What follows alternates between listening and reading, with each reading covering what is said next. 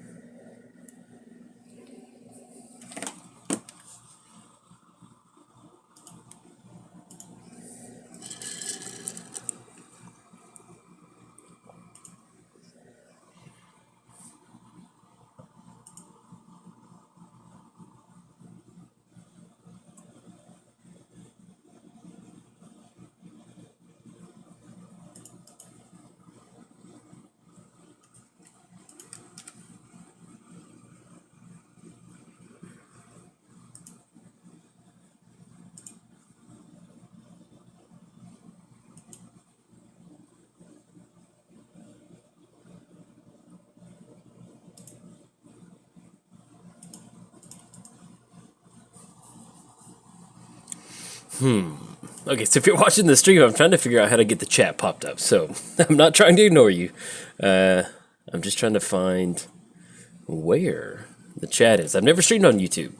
So that is, I've always done it on Twitch. Let's see.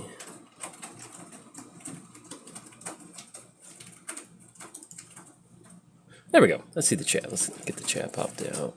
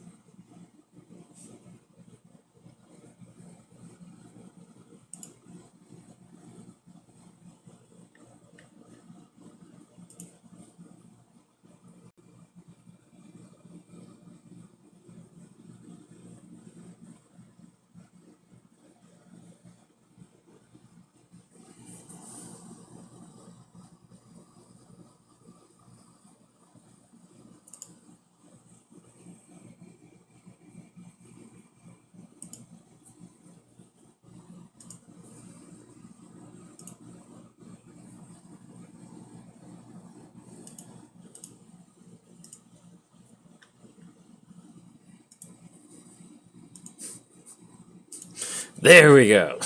It's public now.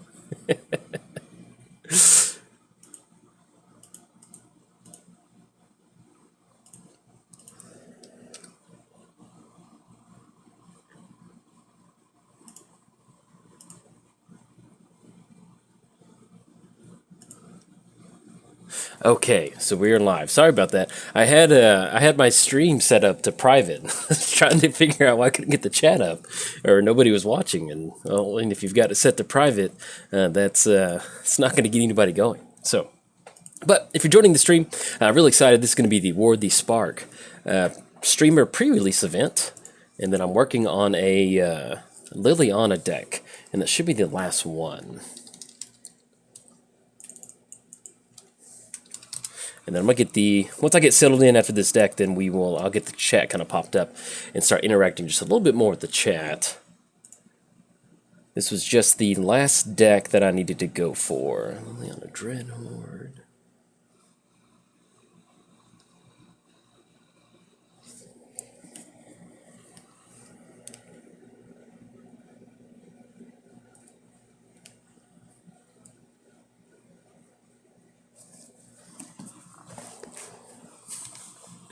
Okay. Hey, what's happening? Yes, indeed. Juan and David, hope you're all doing okay. Yeah, so I'm trying to get this last little Liliana thing going, and then, of course, whenever I throw my headset on, my cat starts clawing at stuff. So if you hear any clawing, that is it. But yes, hopefully everything looks good, and then once I get this popped in, then we can get some magic. And if anybody's excited about a commander coming up, hop in the chat, let me know. Or at least if you have any sort of commander that you're wanting. There we go. Liliana Dread. Could not find her. And this is a mono black, basically just a Liliana deck. Or zombie deck. I'm really excited about Liliana's Triumph. I think that's a pretty cool. Excited about that card. It'll be good in Modern, too. Just having that sacrifice speed. Dread Horde. Invasion. 2, 3, 4.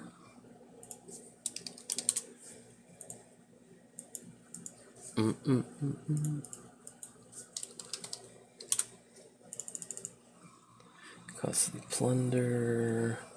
Yeah, I was trying to get the stream going earlier, and it was set to private, and I was like, why isn't anybody logging in? And I couldn't even see it on my page. And I was like, oh, okay. Well, that makes a yes. She's a very perfect assistant, making a bunch of noise in the background. But yeah, nobody. I was like, man, why is nobody watching? I was like, oh, well, that makes sense.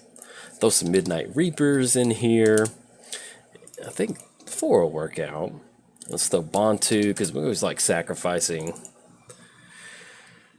Death Baron.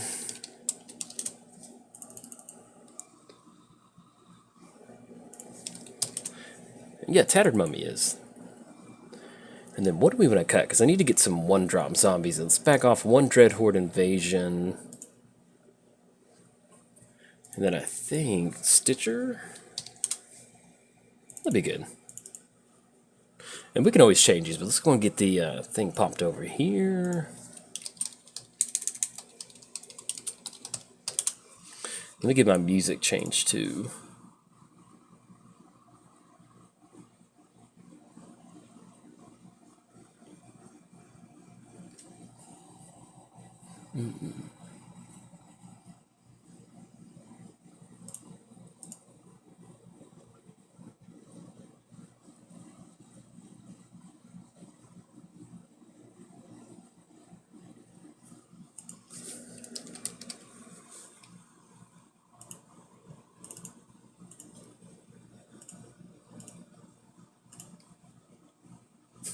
Hey, Super Wesley 64, thank you for joining. I certainly appreciate that. I don't play Sealed. Last time I played Sealed, it was not good for me. And, man, I'm not a huge fan of Sealed. It is free Sealed, which is fun sometimes, but I'm just not as good at it as I would enjoy, or at least I'm trying to think how to describe it. Like, if I were to play Sealed, I'm just not as good at it as I am at Commander. But as far as new decks go, we're ready to go. So let's go ahead and start off. I've been really wanting to... Actually, let's go Aristocrats. I think they're pretty fun. And if you don't know what this event is, this is a stream event. Wizards is putting this on, so I'm really excited about this. And this is a sponsored event by Wizards of the Coast. So shout out to them for going for the sponsor. And I think we've gotten past the... because they have that little Sparky thing, or at least the tutorial, so I think we're going to be able to jump into some matches. But this is going to be Mardu Aristocrats. I really enjoy this. If you've seen the channel before, you may have noticed that I enjoy playing some Aristocrats. And this is pretty... It's got Judith in here, and I should have taken a screenshot of it. There we go. See who we're playing against. And actually, everybody we're going to be playing against in the stream is going to be somebody who is a streamer. So if you see somebody on Twitch or you recognize the username, typically it's going to be that person. And look at that. Cruel Celebrant, double Cruel Celebrant. I think we'll keep on this one. Yeah. So the way this is set up, we've got Cruel Celebrant. This is going to be like the Blood Artist style effect for this deck. So we can get that down, and we can also use Bantu as the kind of the last little sacrifice element to the deck, which is pretty cool. So let's go and lead off with that Godless Shrine. I have that coming to play tapped, and I'm going to go and pass the turn over to our opponent. But yeah, with Sealed, I enjoy playing Sealed, but it's just one of those, like, I have access to all the cards on the stream right now, so I can pretty much just build whatever deck I want. And I'm definitely more of a fan of, playing Constructed Standard event. Playing Arena has really gotten me into playing Standard again. I used to play a lot of Standard when I first got into Magic, but just kind of strayed away from it once I got into Commander, so here we are. But yeah, long story short, I do enjoy Draft. Draft is pretty fun, but last time we did Sealed, it was... got a bunch of bad stuff. Hey, Carter, how you doing? Glad you could join the stream. Pretty cool. But yeah, we've got some fun. I'm really excited about blue Dimir Tezzeret, and we're going to get that going here in a little bit. And we're going to let this come on through with Tide Taker. But I don't know how it's going to be. We've got a bunch of weird, just like any Tezzeret deck, it's just a bunch of weird artifacts in there. And hit another Cruel Celebrant. I'll take it. Let's go Dragon Skull Summit, and Now, if we run into Bantu, we can actually get some pretty good, yeah, no attacks. Because with Bantu, you can sacrifice any number of creatures when they enter the battlefield. So with Cruel Celebrant, basically, we're about to be able to turn all of our creatures into triple Blood Artist effects. So that should be some pretty good magic. We've got Tezzeret to build. They have Ilharg. I think that's how you say it's going to be the red and green ramp deck, so I'm really excited about that one. I saw where people were using Ilharg to dump in the God Eternal, the green one. I'm forgetting his name right now. I'm forgetting the name. Ronus, I think? Yeah, you can drop that in and double the power and toughness. All right, so we've got a pretty good chunk of damage from our opponent. 3-2. Yeah, we'll go and let that go across. And then we hit Gauntlet Shrine. So we do have a land that's going to come into play untapped. And I guess at this point, yeah, we go Cruel Celebrant. We can actually declare one of these a blockers on one of their creatures, and then use Final Payment to destroy one of the other creatures. That well, actually, they're going to have the additional cost too, which is going to cut down on that. You know what? Let's go Final Payment on. So we sacrifice a creature. That's going to be a little bit of life gain. We can go for Vampire. That's going to give them... Yeah, I think we're okay with sacrificing a creature. We're going to target Tithe Taker.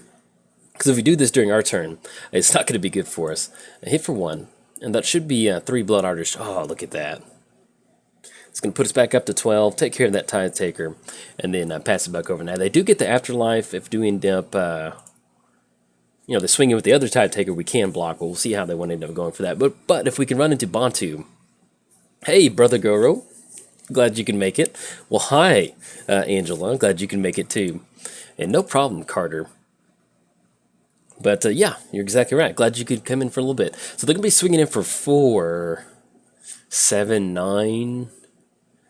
Man, I don't know if we can bounce back from this. It's going to be rough. I guess... Yeah, because even if we just double block, yeah, it's not going to be good. So we're just going to let this go through, and we'll probably just try to play another game. We'll see what we rip into, though. And line up the stage. Okay. Good game to our opponent.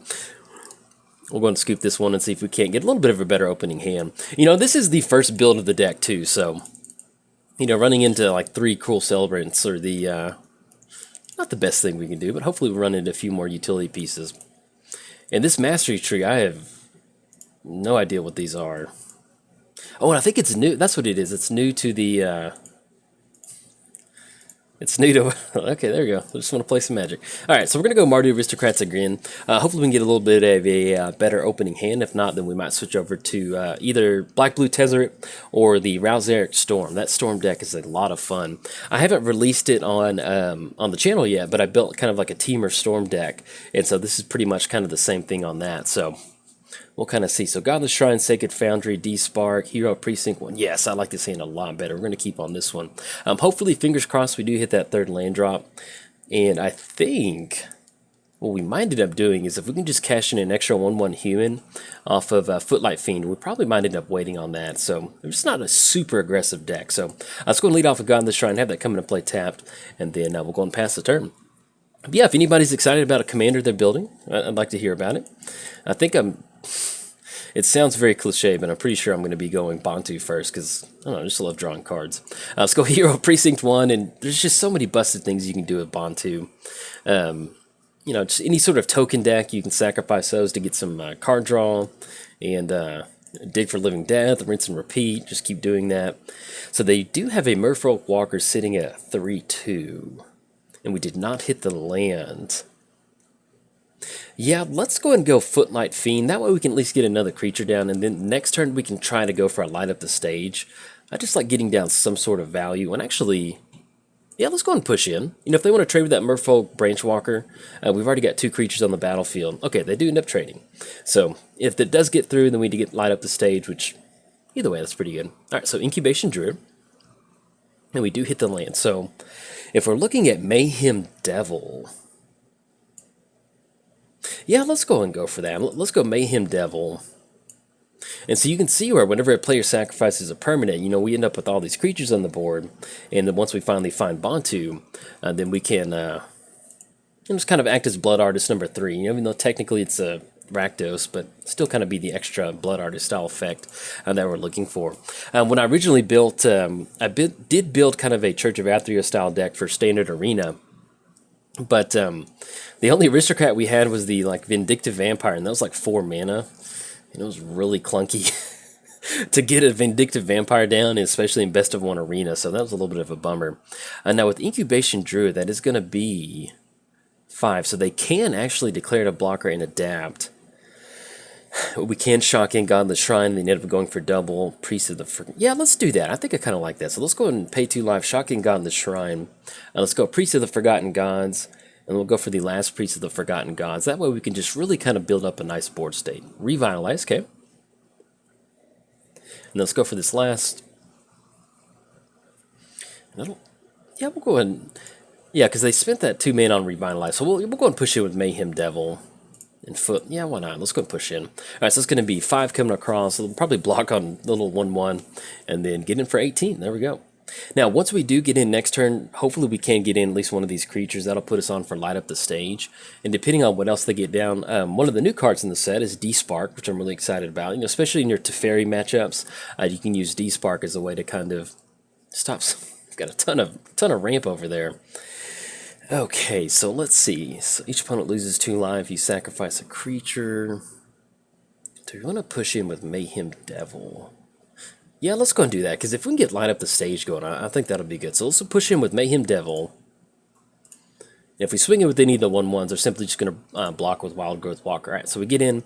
Let's go for Spectacle. Exile the top 2 cards. Hopefully we hit a land off this. Hit up another Light Up the Stage. I'll take that. Let's go for the next one. That always feels really good when that happens. Ooh, okay. And then we go Hero of Precinct 1. We shock in Sacred Foundry. We're going to pay 2 life and be able to cash in an extra one. Oh, look at that. That is some good magic. We just need Bantu and a Blood Artist effect. We could end up going for Priest of the Forgotten Gods, but let's just go and wait until next turn. And then we'll go and pass the turn over to our opponent. But this is pretty much what the deck wants to do. You know, and especially sacrificing something like Footlight Fiend is going to be able to deal 1 damage to another target, and just really just kind of get that nice overlapping aristocrats. That's what we're always looking for. And our opponent is down to 1 card. Ooh, Tajik. Okay.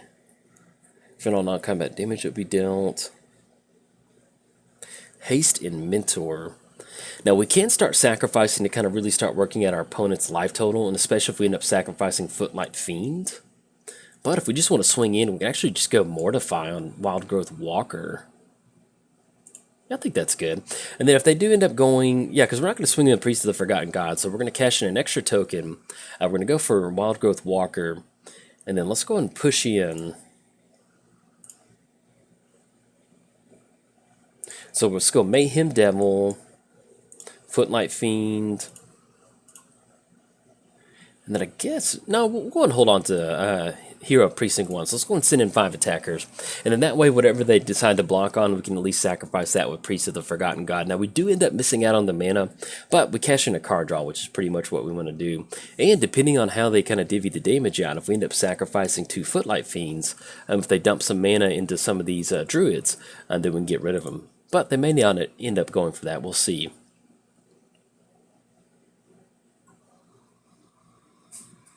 Well, hello, Nicholas Berry. I'm glad you could join it. All right, so they're going to go for the Adapt for 3, and they are blocking it on Mayhem Devil. So let's go for this. Let's go ahead and sacrifice Footlight Fiend. They're going to lose 2 life, and actually, if we just go for the... Hold on, let's make sure we're doing this right. All right, so we're going to sacrifice... Yes, we're definitely going to do that. Sacrifice any number... And then we're going to sacrifice Footlight Fiend, Footlight Fiend. And that'll be 2 damage, so actually it'll just never even get on there.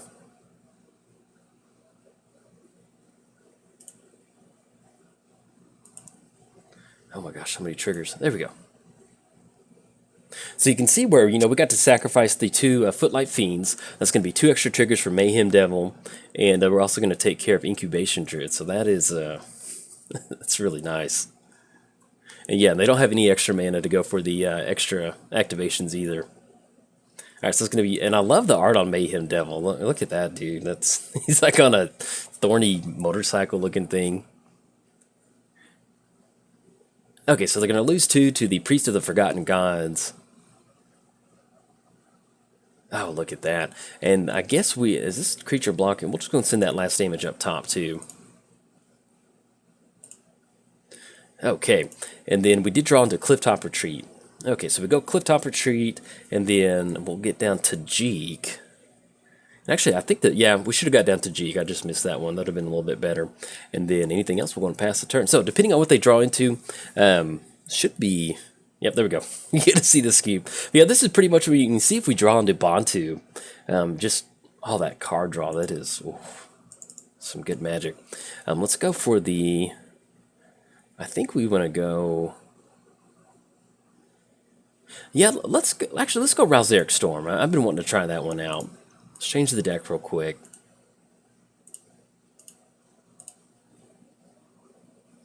And the way this deck works is we do have Thousand Year Storm in here. I was running 4 copies with the Dimir version, and that has Lana War Elves in there. And that's going to give us the opportunity to just ramp just a little bit quicker.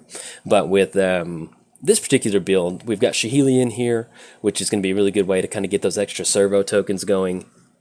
And just really just end up with some a lot of value on the board state. That's what we're going to go for. All right, so we've got yeah, this is a pretty good opening hand. Typically, you want to see Goblin Electromancer in your opening hand. We're going to keep on this one, and then we can go from there. But yes, this event, I know I did mention at the beginning of the stream, but Wizards has stressed this a lot, that this is a, I'm going to lead and come into play tapped. This is a sponsored event from Wizards of the Coast. I'm using a provided account, so shout out to Wizards of the Coast. Thank you very much for this opportunity. And they want us to disclose that, so that's why I'm saying that. Don't want them to, the Wizards of the Coast lawyers to come down here to Texas and come get me. Now, opponents get, oh, and actually, yeah, I forget how you can do this, but you can choose your bases on Arena, and I always need to do that. I think you have to, used to you could be able to kind of select which basics you wanted, but Doom to Center, but I think you have to do it through your actual deck list or something like that, or you have to import a deck list. So let's go Goblin Electromancer. And then we'll go and pass the turn. Now, once we do have Thousand Year Storm down, if we can end up, chaining together stuff like Anticipate or Chart a Course, that really allows us to get that kind of storm count going. And then once that happens, you can just really close it out with something like Shock and or even Lightning Strike, and it's one of the best feelings in Magic. Now, our opponent does have 2 Doom Dissenters down, and we're playing against Mono Black, so more than likely we're going to be seeing some sort of kind of zombie style. Yeah, we don't want to make that trade. That's fine. They can swing it for 1. But to say, might be just playing some sort of mono black zombie. And at this point, so we can go Chart a Course if we want to swing in with Goblin Electromancer. Yeah, let's go for that, because that'll be a free card for us to draw. So let's go Goblin Electromancer. If they want to trade with Doom Dissenter, they can. Since they did swing in with the other one, they're actually in a pretty good spot. They'll end up with that zombie token, but we still have Shock, so we can deal with that last little zombie. Click OK, and just being able to go Chart a Course just to draw 2 cards for free. It's free real estate. It always feels good. Let's go Island, and just in case they've got, we'll just go and go Shock on the last little zombie over there, and that'll leave us on Anticipate. So that'll put that Doom to Center, and then anything else we're going to pass the turn. But yeah, you can get some really good storm action going, especially with just Chart a Course, and then we also have the target creature gets -2/-2. Let's go ahead and go Anticipate in response to that. And then, yeah, let's go and grab Thousand Year Storm. Shimmer of Possibility, that was the card that I was thinking of. So let's grab Thousand Year Storm. And then that way we can get that down, and then hopefully get some good chain action going.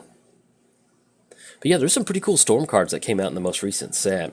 And I guess at this point, yeah, we're not under a huge clock, so let's just go and pass the turn to our opponent, and then that way we can, you always kind of want to hold on to some sort of cantrip if you're going for Thousand Year Storm, because let's say that we get down Thousand Year Storm, we go for Shock, and then we can go for Anticipate. That'll be double Anticipate, and that'll really kind of get that chain going.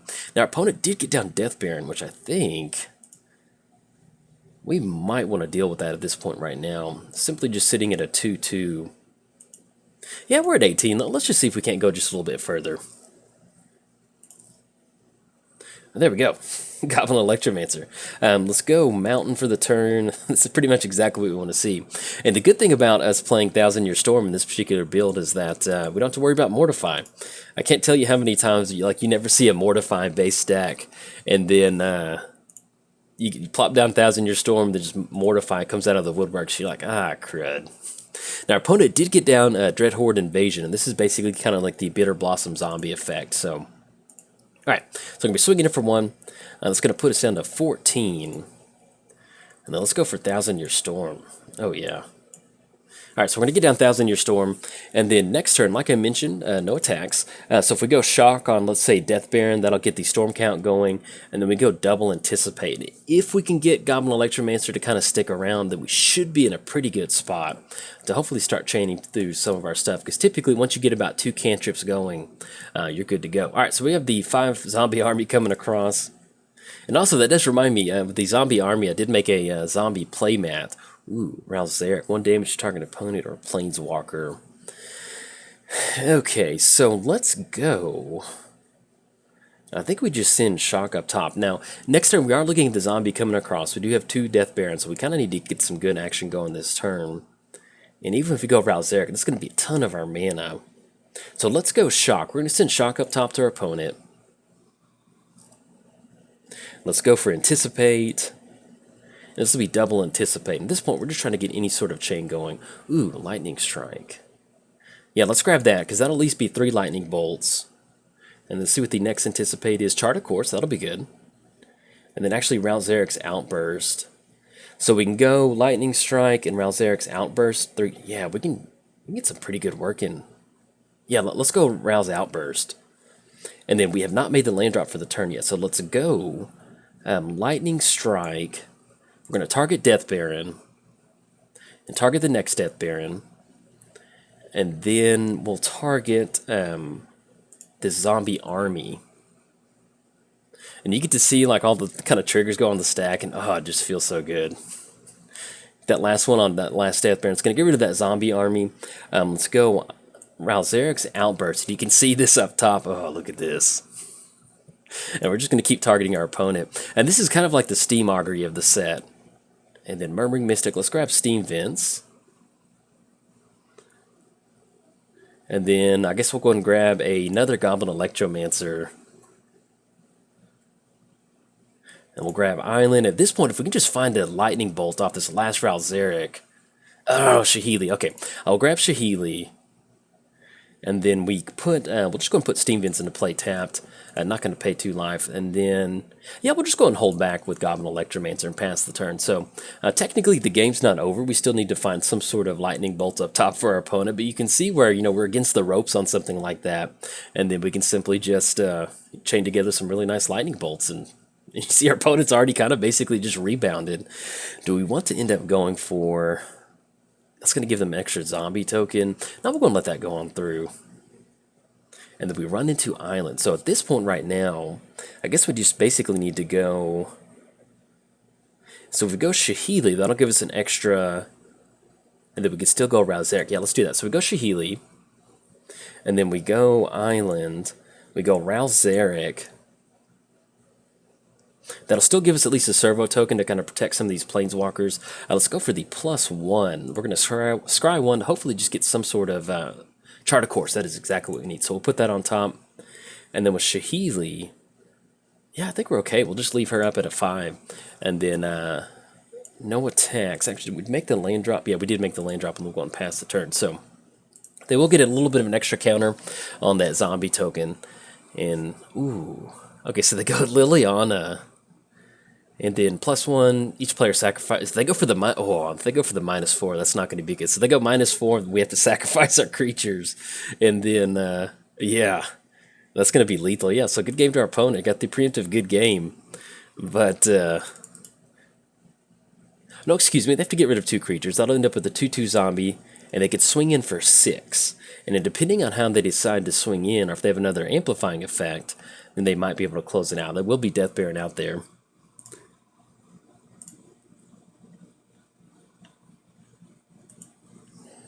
Okay, chart a course.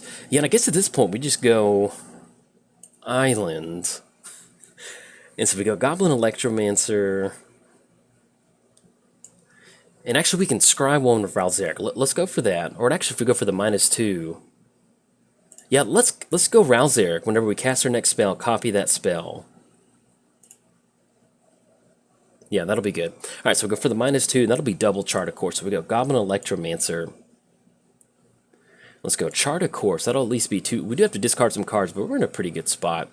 We're going to target our opponent and get an extra servo token. And then discard a card. We'll get rid of Mountain. Hopefully this last one. Oh, we run into... Oh, actually, I think... Yeah, discard that. And then whenever you cast it, we actually get an extra servo token. And we'll just leave the 5 on the battlefield, because that way we can get us extra servo token. And we'll just keep this one. Okay, unfortunately, we kind of whiffed on that one. And then we'll just go ahead and pass the turn, because then go Liliana. Oh, there we go. All right, they get the -1 from the mass. So you can see where we... I forgot about the mass one. So we almost had them on the ropes that earlier turn where we got a bunch of lightning bolts going. And if we had directed those up top, that might have been a little bit of a difference in the game, cleaning the board out. But it's always fun to kind of just blast down an entire board full of zombies. That's always such a good feeling. So let's move on to Tezzeret. Now this black-blue Tezzeret deck, it is... hey, what's happening? Yeah, we could have burned him out that one turn. Yeah, it's kind of one of those, like I'm used to just getting rid of all the creatures. I'm like, oh, we could have just burned them out. Now, let's go black-blue Tezzeret and see how that's going to go. And I will say this, black-blue Tezzeret is very... It is different. It's this is definitely a work in progress, so we're going to see how this is going to work out. Crazy Gamer, you doing all right? Thank you for joining the chat. I'm going to try to get a little bit better about... engaging the chat just a little bit. You know, it's one of those, like, I'm used to recording and not having a chat, so when you have a chat, it's kind of like a weird thing that gets added. But if I put it over here, I think that'll make just a little bit different. So we've got... this is clunky. Sky Scanner, Treasure Map. Yeah, I guess we'll keep on this one. And they've got a new background. If you play Arena, you can see that they got the new background. Hello. Footlight Fiend. So if we're playing against an aggressive deck, I'm not sure how well this is going to go. We have 2 drops and then 3 drops. So let's go Watery Grave, have that come into play tapped, and then we're going to go and pass the turn. Now, we do have Artificer's Assistant in here, and thank you. Thank you, Henry. Hey, thanks for joining. Yeah, I'm trying to get better about streaming. I've been holed up in my Commander cave way too long. It's no, not weird. Chat's not weird. It's like you just have this added element that you're normally not used to, like, incorporating, and it's kind of like, oh yeah, because I'm used to just like delivering commentary. So we do have Guild Globe that we can go for, and that's going to cash in an extra card draw. Yeah, let's go for that.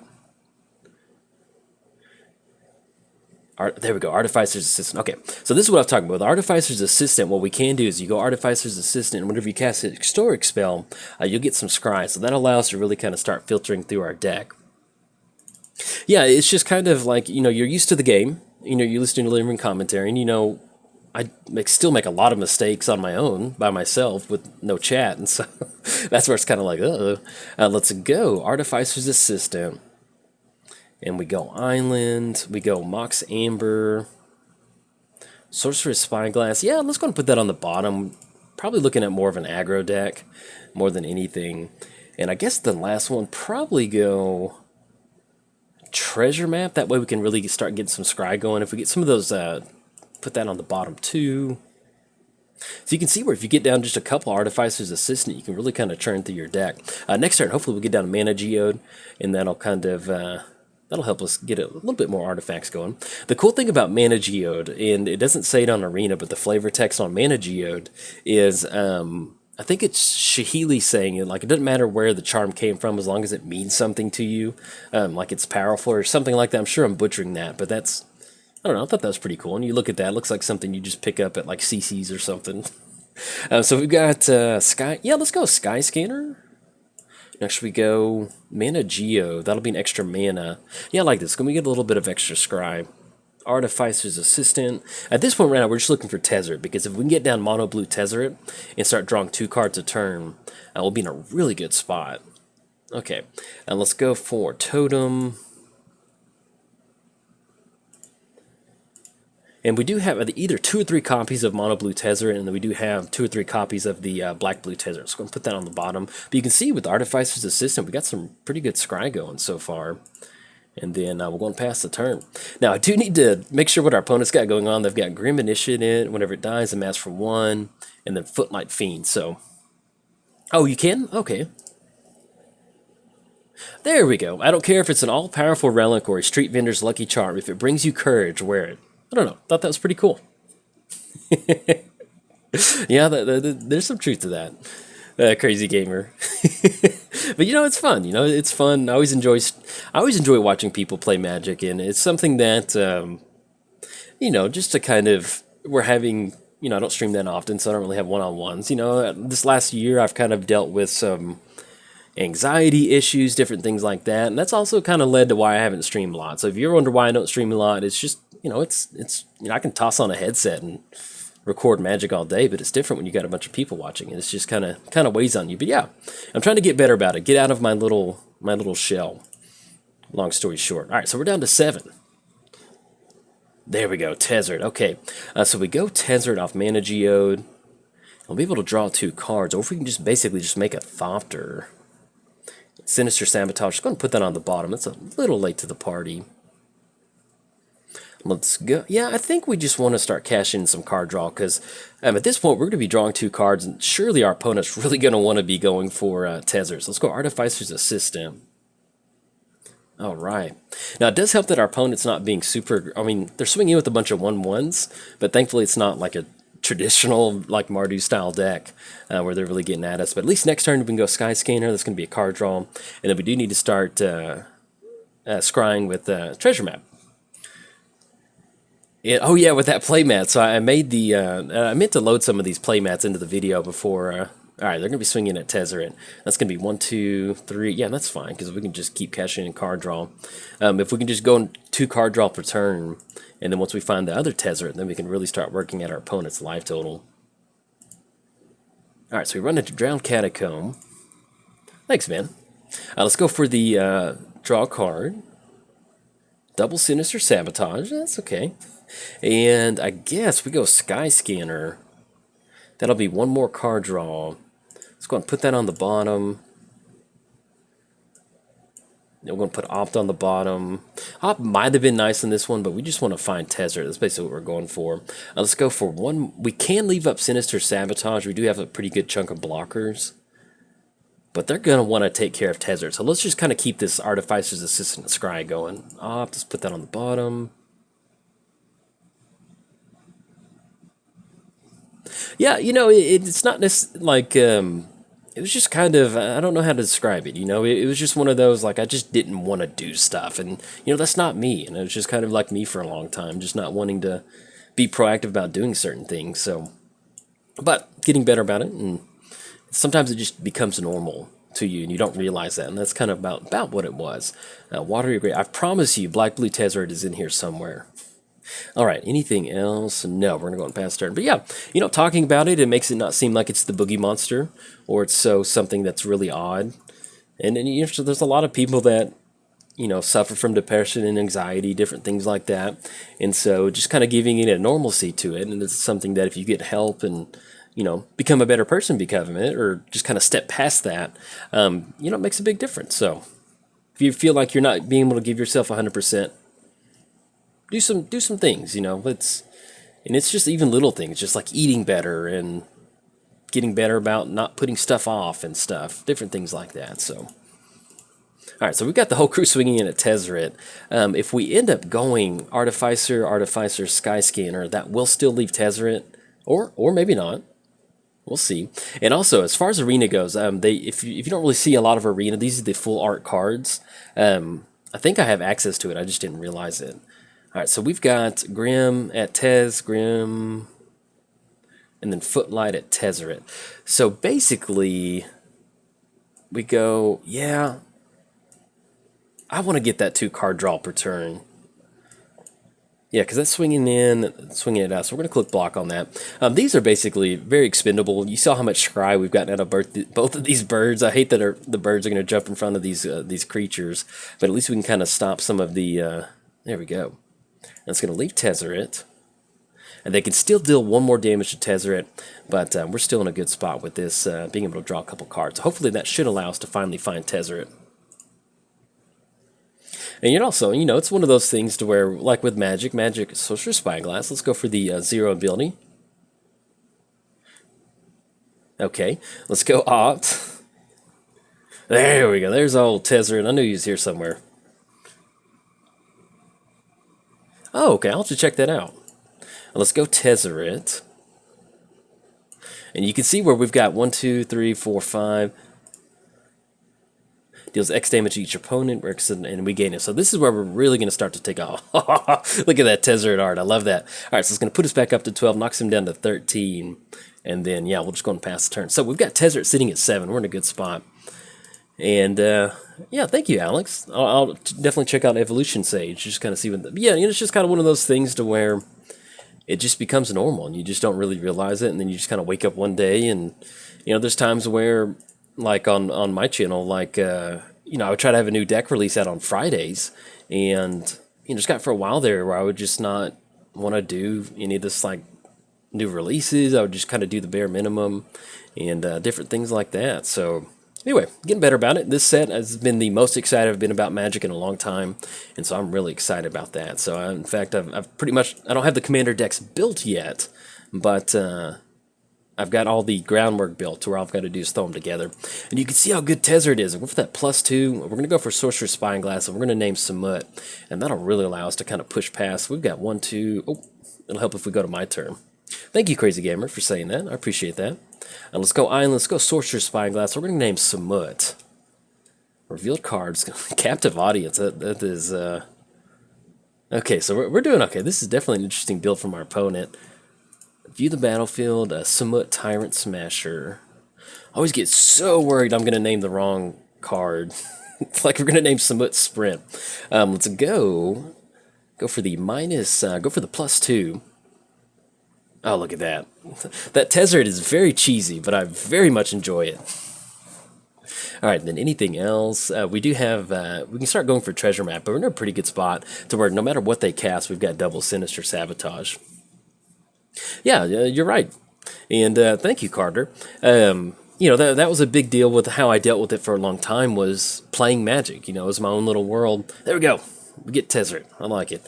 It was just kind of like my little Magic world. I would sink away into Magic world, and then I was playing enough Magic to where I was like, well, I need to do something with that. And it's made me be a lot more social. I get to meet a lot of cool people. And, the lounge people, Eli, Mudsta, PJ, Taryn from MTGO Traders, or whatever Taryn's doing on his own now. But yeah, I've met a lot of cool people, and I'm very thankful for that, and especially all the people at the channel too. Big shout out to y'all. If y'all don't subscribe and watch my stuff and leave comments, I love getting up in the morning and comments overnight, respond to those, so that's always pretty cool. Let's go Nicol Bolas. Let's have some fun with that. Yeah, and I think the last set we had a pretty, not that Texas has some bad winners, Tyler, but like, we had a pretty kind of dark winter, and I think that kind of contributed to that a little bit. I did have some family stuff that came up, and I don't really get into like family stuff. I don't want to play against Sparky.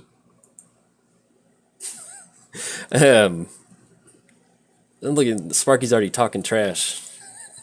I don't know what happened on that. I guess I accidentally clicked practice. There we go. We're gonna click play. And we're gonna go for Nicol Bolas. We'll go back to the UB Tezzeret. I think that we played against a slow opponent, so that really helped. But yeah, we kind of had like a really kind of like a bleak winter here in Texas, and I don't think that really helped. I had some family stuff that kind of came up, and things are all good. Nothing went wrong, but it was just kind of a weird time, and it kind of made me reflect on certain. I was like, yeah. Anyway, I'm working about it. It's good to get on stream and just kind of see a bunch of people too, and it's, I don't know, it's cool. The outpouring of, just even in just chat right now, I really appreciate that. It's always nice. And now this is Nicol Bolas. We got 3 Planeswalkers in here, and this is kind of my Grixis Planeswalker build that I don't know if I put it on the channel yet, but it's a really fun deck to play. We've got 4 lands, Ral-Zeric, Tezzeret. Yeah, we'll keep on this one. At least we've got, if we hit one more land, we do miss out on Sinister Sabotage, but yeah, we can make this work. That'll be okay. But yeah, it's something that, when you do something about it, being proactive in it, that really does help. Because, there's just sometimes where you, yeah, I was like, Sparky's like, all right, so you're quitting already. Ooh, Soul Diviner.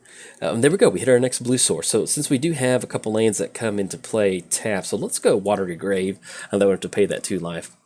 Bienvenidos, Juan. Muchas gracias for coming to my stream. I know basics like a little bit of Spanish. I'm not fluent in Spanish. Typically, if somebody's saying something to me, I can get a very good idea of what they're talking about. But as far as like rattling something back off, I don't. I don't really. I don't know. It's just I need to sit down because I learned Spanish in high school. I took Spanish 1 and I think Spanish 2. And you know, Spanish in high school, you're not really paying attention. So that's kind of what that was. And so but yeah, I know a little bit of Spanish. You know, if you're from Texas, it's kind of hard not to know just a little bit of Spanish. And then Discovery. Do we want to go for Sinister Sabotage on that? Oh, we're going to let that go through. Yeah, you know, it's being in Texas is a pretty big Hispanic population, so it's always nice to be able to speak a little bit of Spanish. So, but I know industry Spanish pretty well. If anybody doesn't know, I'm in the tire industry. I sell tires. So if you ever wonder what I do when I'm not doing magic stuff, I am messing with tires. It sounds kind of fun. It is fun though. I do enjoy it. Yeah, I think we just go Nicol Bolas. Yeah, it's something to where it's just weird. Like, you know, I haven't practiced Spanish since high school, but like, and I'm not really super active in like trying to learn it. But you know, there's just sometimes where you just little words here and there, you just remember certain words. And then Wizard's Retort. Okay, so they're gonna be able to catch Nicol Bolas, but thankfully we've got Tezzeret, Ral-Zeric. You know, if we can get one of these down and just start drawing some cards, we'll be in a good spot. But it's just weird how your brain just picks up on little words and it starts to fill in the blank. Like I went to a vendor shop the other day and he wanted me to write the checkout and write down the invoice number on there, and I gave him the thumbs up, and I didn't know how to say I'll do that, but like I knew exactly what they were talking. Ooh, we drawn the super secret Nicol Bolas. So yeah, let's go and go for that, and see if they want to cash out another card draw, or at least cash in another counter. All right, so they got another Wizard's Retort. Is this? Oh, this is a zombie wizard. Okay, let's go Watery Grave, and we can make this work.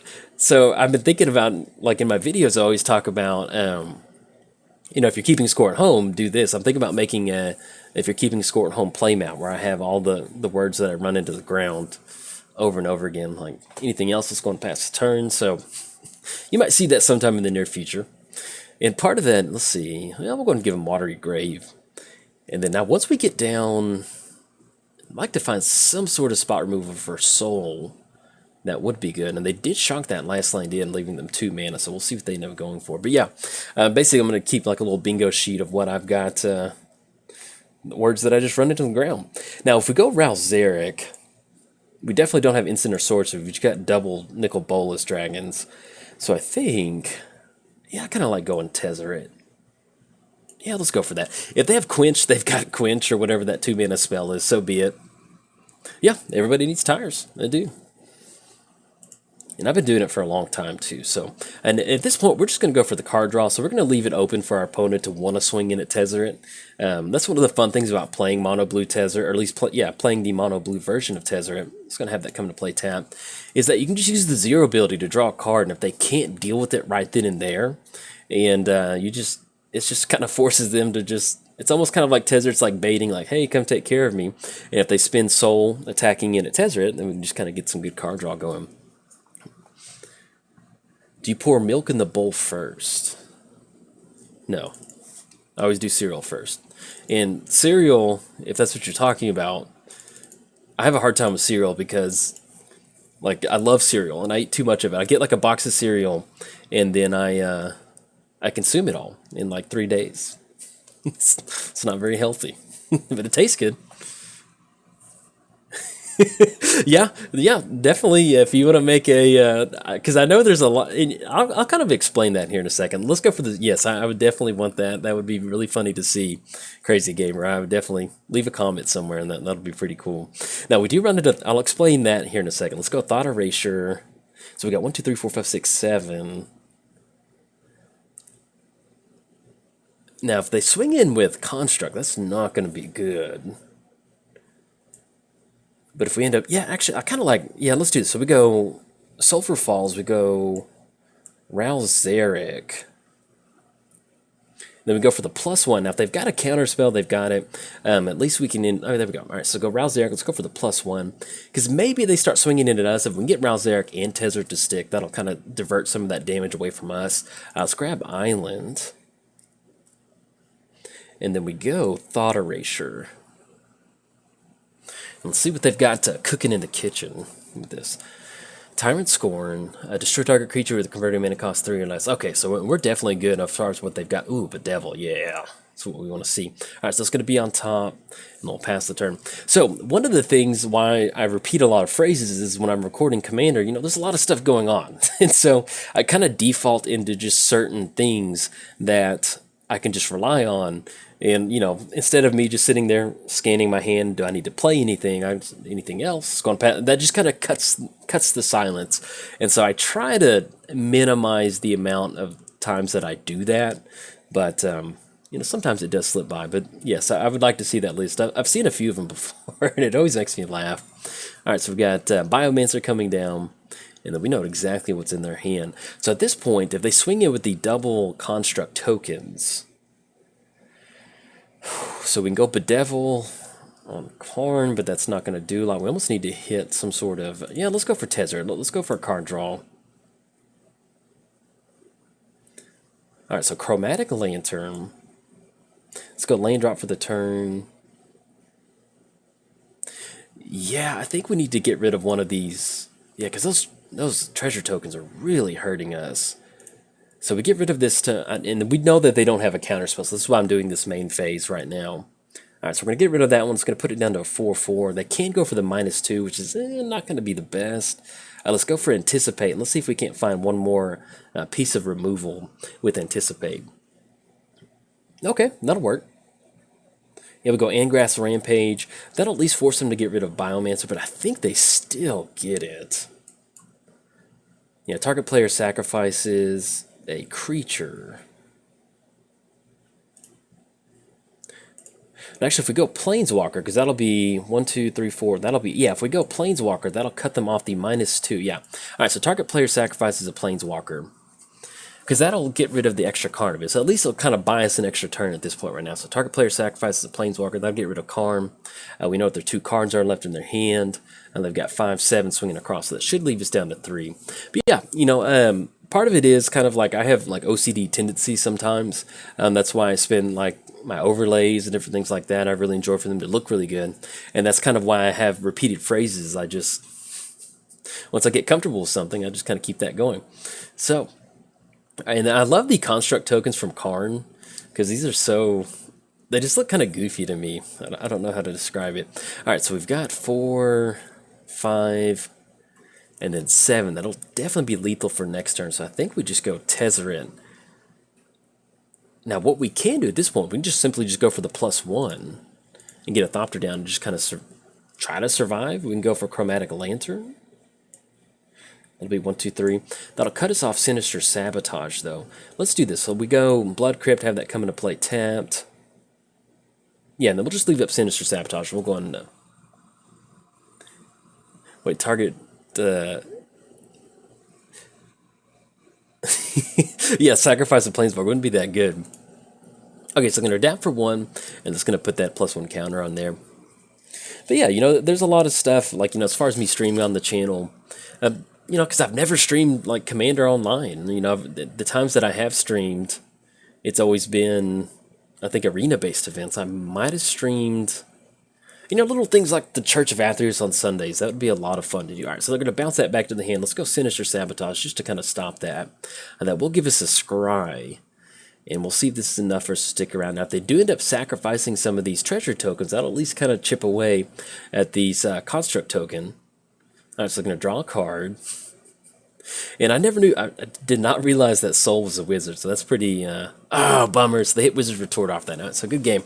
All right, so they're going to take care of the Thopter token, and that'll be lethal, unless, yeah, because that'll be 7, unless they want to swing in at Tezzeret. That was a good game, though. Lots of good back and forth. I think we're going to go, And what I'm doing right on these decks right now is like once we kind of play them, I'm basically claim the prize. And if you play Arena, you can see the gems and the coins that we get, and it's always 342,000. All right. I think let's go for this mono green. I was actually really excited about this mono green deck, Plain White Awakening. There we go. And so basically, it's just we're using the new Nissa to add a bunch of mana to our mana pool, and then using Plain White Awakening to end up with a bunch of life gain, end up with a bunch of citizen tokens on the battlefield, which is always interesting. And we do have Sylvan Awakening in here, and then this one, the Awakening of V2. So we've got Bond of Flourishing. Yeah, this is pretty, we're running 24 force in here, so we should be okay keeping on something like this. We're going to do another Nissa. We'll go force, and then we're going to kick it over there. Yeah, so if you want to choose the basic for your actual deck, you have to import it. And so I'm going to try to start doing that, because I always enjoy for our deck, at least my lands to match. Let's go Bond of Flourishing. At this point, we're just looking for some sort of mana dork. And then do we want to go... I think at this point, we'll just go and grab a forest. Oh man, that would that'd be fun to do some 93, 94 Magic. I have a really good local gaming store. In fact, if anybody's watching, shout out to Evolution Sage. Well, we're gonna check that flavor text here in a second. Let's go Forest. Oh yeah, we don't have anything else. So with Evolution Sage, to care for yourself, cultivate the world. To care for the world, cultivate yourself. So very much. Thank you for pointing that out. I always enjoy little things like that, just little sayings that kind of make you just stop for a second. You're like, oh, yeah, you can take care of the world, but you definitely want to take care of yourself. So, but yes, shout out to the local gaming store, Common Ground Games here in Dallas. It's I guess what I would call my local gaming store, or my home-based local gaming store. I don't go as much as I should. They have a pretty cool Commander Night on Tuesday, so if you're in the area, there we go. Extra force. Now, we are running Grazer in here. First of all, it's a pretty cool looking beast, but it does actually work out pretty well.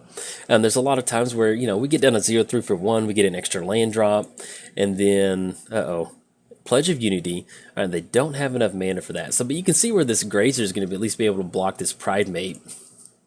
There we go. And then, I think, so we hit another forest. Let's go Forest. Do we go Nissa? Yeah, I think we go Nissa. Let's go for her. All right, so we go for +1, and with the plus ability, non-creature land. Yeah, let's go for this last little forest right here. Does it untap? No, yeah. So we can choose this one, and then no attacks. I was like, man, it's supposed to untap it. So, but yeah, this mono green is basically just getting down Nissa. So you can see where how many cards are in your very good eye double. That's 177 cards. I didn't realize they stacked it high like that. That's really funny. Okay, so we got a Johnny Pridemate and Jade Knight Ranger swinging in. Since we do have super secret backup Nissa, we're going to just go and let this go through, and then we can go for it next turn. And then we can trade with some of these Pridemates, or we can actually just go for Carnage Tyrant, and that'll definitely stop them. But let's go. Yeah, I think we just go Carnage Tyrant, because that's going to put a stop to this Johnny's Pridemate shenanigans, and man, I just hate... It's kind of like, I hate Graveyard Hate in general, like Rest in Peace, different things like that, but Johnny's Pridemate, I don't know why, I just have this weird... It's like, it always like gets me really... Yeah, it's just weird, like... And seeing a deck like that, it always reminds me of Battle of the Wits deck. If you don't know what Battle of the Wits is, let's get through our turn real quick. Do we want to try to catch one of these creatures off guard with Awakening? We could try to drop in a Biogenic Ooze. Yeah, let's go for Nissa. Yeah, let's go Nissa. So we go Nissa, and then we can pump up another one, untap this last land. And that'll give us 1, 2, 3, 4, 5, 6. And we can still... Yeah, and that'll still give us opportunity... Well, actually, we're still going to have to tap those down, so we can actually go Biogenic Ooze. Yeah, let's go for that. We'll go Biogenic Ooze, and we basically, at this point, we just want to muddy up the board. That'll give us an extra Ooze token. Oh, look at this. And then no attacks, because we want our opponent to attack into this mess. And then next turn, we can go for Awakening and start to swing in. But yeah, with Battle of the Wits, oh no, by exile target non-land permanent, so they're going to take... They took our biogenic ooze. All right, and they're going to pass the turn, so I like that. Do we know plus up 1? Yeah, or do we just want to leave it for... Yeah, let's go and go for that. And with the minus ability, -8, lands you control have indestructible. So we're slowly getting to that indestructible. And do we want to go Grazer just to have an extra body on the... Yeah, why not? Because that'll be 2 mana. Because that'll be 1, 2, then 1, 2, 3... Actually, we'll go in the whole... No, we can tap down these last 4. So we'll go Grazer. We don't have a land to get down, but we do have Awakening. We'll probably, after this last one, once we get to this ultimate, we'll end up going for that Awakening. But yes, with Battle of the Wits, it is a... I think you win the game if you have 200 or more cards in your deck. And this one guy took it to a Legacy event. And, you know, if you've never been to a Legacy event, the people are very serious about Legacy. And I love that, like, he went for the first round, second round. It's his tournament report. And then the last round, it's like the third round or something, he walked up with this Battle of the Wits deck, and the guy he said, no, you got this. He's like, because I know that feeling of when you're on the bubble of, like, losing or not. And the fact that this one guy was like, yeah, I think we're good. Do we need to go 9 counters? Yeah, let's go ahead and go for that. Oh, we still got me. Yeah, we're going to choose this last force, right? Because that's going to be a lot of counters, and that'll pretty much stop whatever they've got. And this is magic right here. Look at this. Can we still end up... I think we can actually do it again. Oh, no, we don't want to do this. It's a legendary creature. Okay, we only need to do that once. That would not be good. Then we hit another force. Let's go for the next +1. And since we have a backup Awakening, let's just go and push in with the 12/12. We'll probably see something. Do we know swing it with Carnage Tyrant? That'd be good. That'd be 7/6. Yeah. Okay, and we've got blockers for days. Yeah, but anyway, I just love that the Battle of the Wits guy showed up in like the third or fourth round, and the other guy was like, we're good, man. You can have this one. All right, so we're going to take care of the Raptor, take care of Jaylat Ranger. At this point right now, we can whittle away at our opponent's life total a lot quicker than they can, and so we're simply just going to go and pass the turn. And then once we get to this -8 ultimate, we can put all of our forests on the battlefield, and if we do find Sylvan Awakening... All right, hey, good luck at your project, Carter. Definitely thank you for stopping by. Always appreciate that. But yeah, now we can really start swinging in. If we just find any sort of extra mana-producing style... Hey, awesome, Aaron. Cool. If we get any sort of just amplifying effect, we'll definitely be good. All right, so we've Carnage Tyrant. Let's go for the -8. Oh, yeah. And then we get to basically search for any number of forests. And we're just going to go and click it through all these. Now, if you've never had to click a bunch of lanes on Magic Online, one of the bummers is that... there we go. Is that it's really hard to click on them. And so if I had to do this on Magic Online, for some reason, if you click on multiple lanes on Magic Online or multiple selections, it just has the hardest time to do that. So this is the point where I would just pause the video and like cycle through it. But you can see where it's still kind of a little bit of a pain on Arena. There we go. I think that's all the forest. All right, so we're going to drop 16 forest. There we go. Drop those onto the battlefield real casually. Let's go and push in with... Yeah, I think we're going to push in with a 12/12. And we're just going to slowly whittle away at the 6/5 and 6/6. Oh, and actually, they have indestructible, so we can basically... All right, let's see if they end up going for... All right, it's going to knock them down to 10. And then we'll just drop in Carnage Tyrant. Now, the only downside with us going for that ultimate is that we do miss out on the double mana producing, but we've got 20 lands on the battlefield, and yeah, we've got 20 forests, and then we've got 1, 2, there we go, they're going to pass the turn. Let's go and push in with the entire crew. And then there's Liliana War Elves, so a little late to the party. Good game. And shout out to our opponent for letting us kind of stick this one out. It's pretty fun. But yeah, with the Johnny Pridemate, I don't know why, I don't like a Johnny Pridemate. Yeah, I did. Oh, our opponent did the good game and let us play into settle the No, we've got all of our late. Oh, that was brutal. All right, so we're gonna go Liliana War Elves, And then we're going to hold on to this Awakening, and hopefully they swing in with the last 6-5, and then we can just casually drop in this Awakening. That was that was pretty gnarly. Good game. Okay, we'll swing in with the entire crew. I guess we should have been a little bit more proactive to that, but didn't really see that one coming. All right, so Healer's Hawk, that's going to come down, and that's going to explore, but shout out to our opponent for playing that was that was pretty bad. That's one of those just like, all right. But if we go for Awakening, we can catch one. And so there's a little bit of a delay on the chat, so I'm just now seeing some of this stuff, and it's kind of weird. But what else would you expect from a 200 card deck from an opponent, just to kind of draw out the set of the wreckage? All right, so we're going to go for Awakening. We're going to catch one of these creatures sleeping. We're going to go for a Johnny. It's going to be 9/9. We'll let that last 7 go in. They do get a little bit extra life gain off Healer's Hawk, but at least we're going to get rid of that last one. And this is Triumph. Okay, that's not going to be too good. Let's go and push in with V2. And they're going to block with Johnny's Pride Mate. And then this is Triumph. Yeah, set your library for 2 base if you control a planes. Yeah, that's not going to do anything. So we'll just go and hold on to it because we grab all of our force on the land. So now we'll see if they end up swinging with Evolution Sage. You can see where just getting a proliferate down. I do have Bant Proliferation in here, so we might end up playing that next with Evolution Sage, which is pretty cool. But that was pretty brutal. Yeah, that was really bad. It's just kind of one of those, like, shout out to our opponent for dropping the good game. That was, okay. Coast is clear. Oh, there we go. And it does not have haste, unfortunately.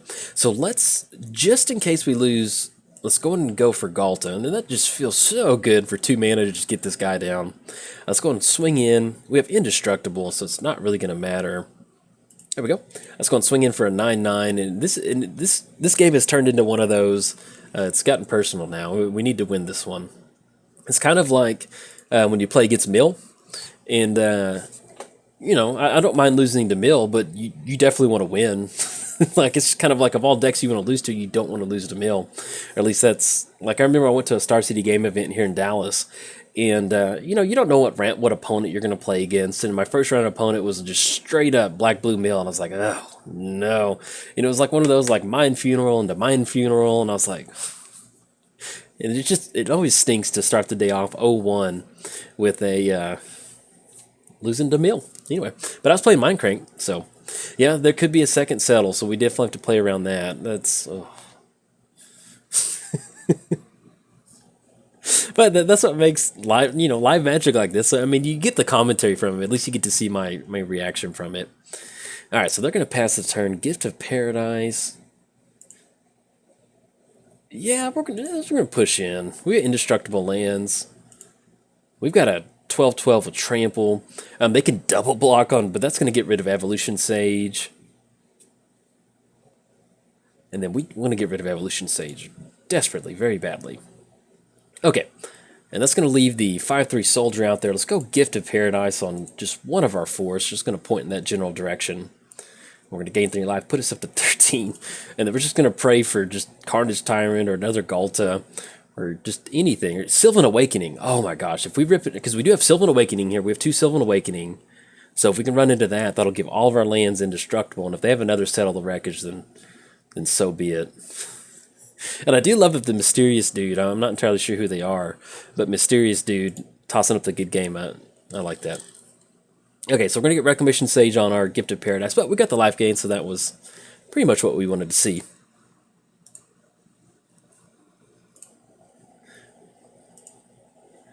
And, oh, okay. Do we have, I don't know, do we have enough to close this out? So, each other creature gets +2/+2 and gains tramples. That's going to make it 11. That's going to be 9, 10, 11. That is not enough, but that's going to be a lot of blockers from them. I think we just go and force the issue. Yeah, let's go for it. And I love that these boars, they look like zombie boars. All right, so we're going to swing in with the entire crew, because they're going to have to block on this. They've got, let's see, 164 cards. 164 cards. And then, yeah, Inrace Fortune does have trample too. So, and this one has trample too. So, and if we can get rid of Tindershoot Dryad, that'll definitely help us kind of push this game plan. Ah, there we go. Okay. Let's get to put him down to 0. And raise 4 runners off the top. Thank you. That was very nice. But that's what makes Magic fun sometimes, you know, just getting hit with the Settle the Wreck-It. I mean, that same feeling was just like getting hit with like a Rest in Peace or something like that. But since we did see that Evolution Sage, that proliferation, let's go for that Bant proliferate. Now this deck right here, let's go and jump into it real quick so you can kind of see what's going on and I can get a refresher. We'll see how this goes. We've got Evolution Sage in here. We've got Tatyova, Teferi, Tamio, Johnny. So basically it's just kind of Bant Super Friends in a way, and just to see if we can't get into some pretty good ultimates. So that's basically what we're going to... Yeah, exactly. They lost too many times to the Advisor deck, whatever that one is, the Persistent Petitioners. That's what it is. But yeah, and I forget, that reminds me of like people who like main deck hate for certain decks, like against Mill and different things like that. Hey, Super Wesley 64, glad you enjoyed it. That was a very good mono green showing. That was pretty much what I wanted to win with Sylvan Awakening. That would have been really cool, but we'll still take it. So, and this is a wonderful opening hand. I like this. We have pretty much all of our colors. We have Lano War Elves, Teo, and I think that's Johnny the Great-Hearted. Yeah, this is good. We'll keep on this one. But yeah, so, and as far as putting this deck together, I just put like Teo in here because we have Hexproof, and then we've got the Wanderer in here, and this can be able to prevent combat damage if we get a lot of Proliferate. I don't know. We'll see how it goes. But somebody did suggest that we do Simic Proliferate, and so I was looking at it. I was like, well, we can actually just kind of go just regular Proliferate, and that'd be pretty good. Let's go Temple Garden. We're going to pay 2 life and go Lano War Elves. But we've had a pretty good showing of a lot of the decks so far. And so if you end up watching, this is to the people watching the video on demand later, if there's any decks that you saw during the streaming event, and I think we might be, yeah, we're playing against Mill. But anyway, if you see any decks and you want me to play them in the future, definitely let me know, and then I'll try to get some of those made. So we go Harbor. Yeah, and that'll allow us to get down Teo. Yeah, I like that. So at this point, we just want to start building up some stuff. So we'll go for the... and actually, if our opponent's playing Mill... yeah, if they're playing Mill, target player puts the top 2 cards. They're not going to be able to target us with Teo. So there we go. We got some main deck Mill hate. So hopefully, if they are playing Mill, that'll be a good way to kind of get around it. So we go Sun Petal Grove. Let's go with Johnny. And so we can go for the -3. Oh, what Crazy Gamer? What Tron deck do you play? All right, so we go for the -3 again. It'll give us another defender, and this deck is basically just win with Teferi. That's kind of what we're going for. Now, if they are playing Mill and they have to target us with milling, then there's really not much they can. They're gonna basically have to bounce Teo back to our hand, and then somehow mill us out in one big turn. So let's go for the -2. Yeah, because that way we can put it back up to 2. So we're going to put a +1 counter on each creature. And now that, unfortunately, these do have Defender, but we can at least make them 1/4s. And if you came here for Lana War Elf Beat Sticks, we can definitely get down Lana War Elves. And if we can find a few more Planeswalkers, so we're going to go for the Op 1. Now we might end up going for the +2 again, just to get Teo into kind of like that 3 range. That way we can just keep that hexproof. Because at this point, once we have these defenders, we're in a pretty good spot. So, and I love that. So whenever you cast a blue spell, target player puts the top 2 cards of their library into the graveyard. So if they're going to be milling, they actually have to mill themselves with Drowned Seekets. Now, unless they want to do that to themselves, Wilderness Reclamation. That might just be like kind of an alternative win condition for them. So it may just kind of be like Wilderness Reclamation that we're kind of used to seeing.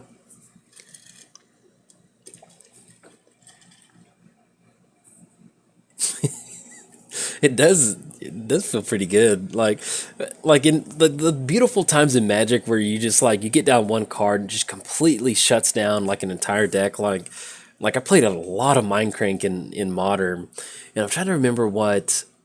There was something that would just immediately Oh, Rest in Peace. Like, if somebody's main decking Rest in Peace, that completely stops the Mindcrank combo. Like, there's nothing you can do about it.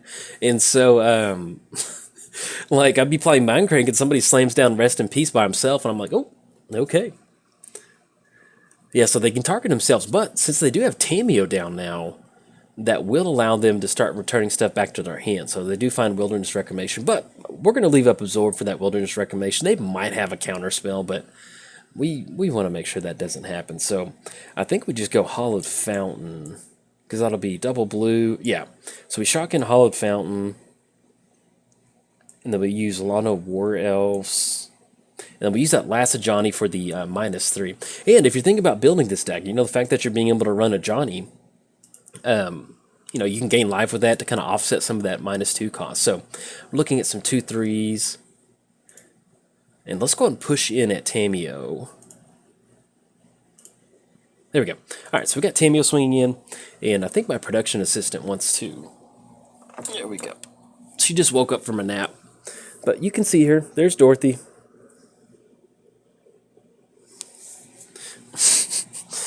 And then now she's laying in my lap, so that's pretty good. There we go. Okay.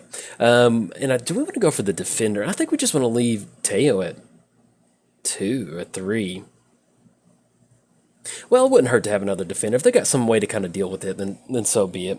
But yeah, if you ever heard me pick up Dorothy, I just put her in my lap, and so that's pretty much what, basically what ends up happening, is she goes in my lap and she sits right here, and for some reason she really likes it, like, when you put your hand over her face. She really enjoys that. So now if our opponent mills himself out, that'll be pretty good, but they might have a way to kind of shuffle some stuff back in.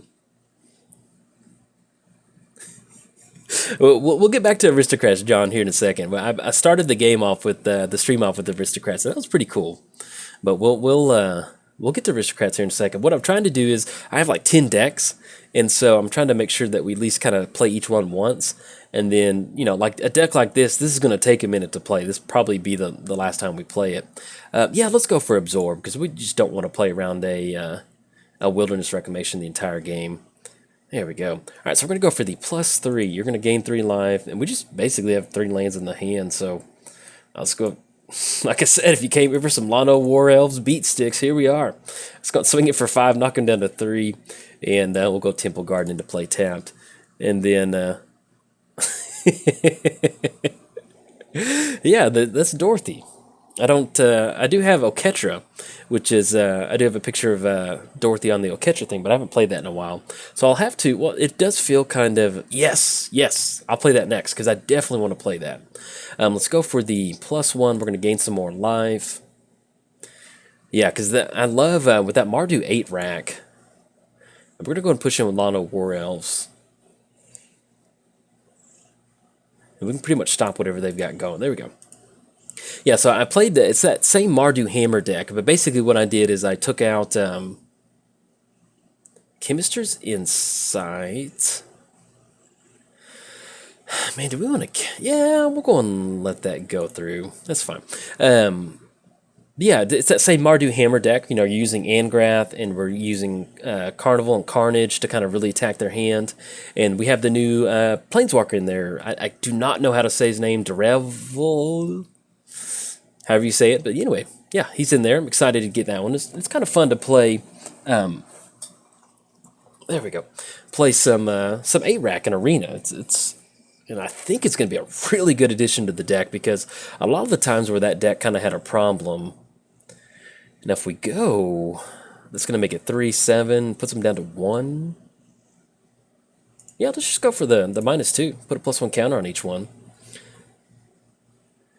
We got 1, 2, 3, 4, 5. Yeah, we'll see if they have anything. Yeah, we'll go and push in with Lano War Elves. I mean, that's... We're going to have like 7 points of Lano War Elves. What we've played so far is we start off with Mardu Aristocrats. I played Black-Blue Tezzeret after that. I played some Mono-Green Stompy, and I think I'm forgetting another one, but we'll see here in a second. But let's go and push in with Lano War Elves. Davriel.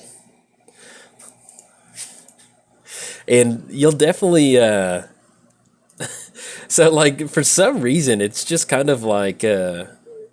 So mission briefing. Let's see what they're going to go for. Okay. Yeah, so I'm a very numbers oriented person. Like I love crunching numbers. I love the number aspect. Like the English language to me is like you would think like English is my second language sometimes. Like I just like get I's and E's mixed up. I think I don't know what it is. It's maybe dyslexia or something like that. I don't know. I just like my Niv Mizzet deck. I had a bunch of people that were like, I mean, like not Niv, but Niv Mizzet instead of Mezit, kind of like that. So either way, I'm gonna go for Root Snare. Let's go for the Absorb on that. Oh, that feels good. But yeah, anyway, I get I's and E's mixed up sometimes, and let's see if they've got some counter magic. There we go. We're gonna take care of that one. And we're gonna be able to swing in, knock them down to say, oh, look at that. And then anything else, no, we're gonna go past it. We've got like we've got counter spells in here, and we've got just 4 absorbs. That's about it. So that's feel pretty good. I'm also, you know, you don't really see a ton of mission briefings sometimes, which is kind of very interesting. Now, just to note, they do have Root Snare in the graveyard, so if they do run into another mission briefing, they can go for that. They do have an open Chemist's Insight too, but if we can end up swinging in with one of these Lana Worlds, so if they end up scooping, they'll only be a pretty good spot. Or if we can just find another one of our Planeswalkers, that'll be pretty good. Or even something like Tameo, being able to bring back Absorb. But whatever they do this turn, if they end up jamming Chemist's Insight, then I feel pretty good about it. But yeah, we'll play that 8-rack deck next. In fact, let me go ahead and pull up. So we played Plain White Awakening, which is the mono green deck. I played Mardu Aristocrats. Yeah, they need to ban Lana Worlds. Oh, we need to play the Ilhar Gruul deck, which is going to be pretty cool.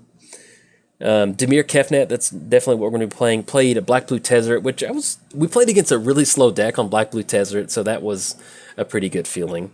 We did Bolas Control. That's the other one we're thinking about. So John was a Bolas Control, and then we played Storm, which is really good. All right, opponent's going to go for Tameo, and if they go Tameo for the minus, let's see,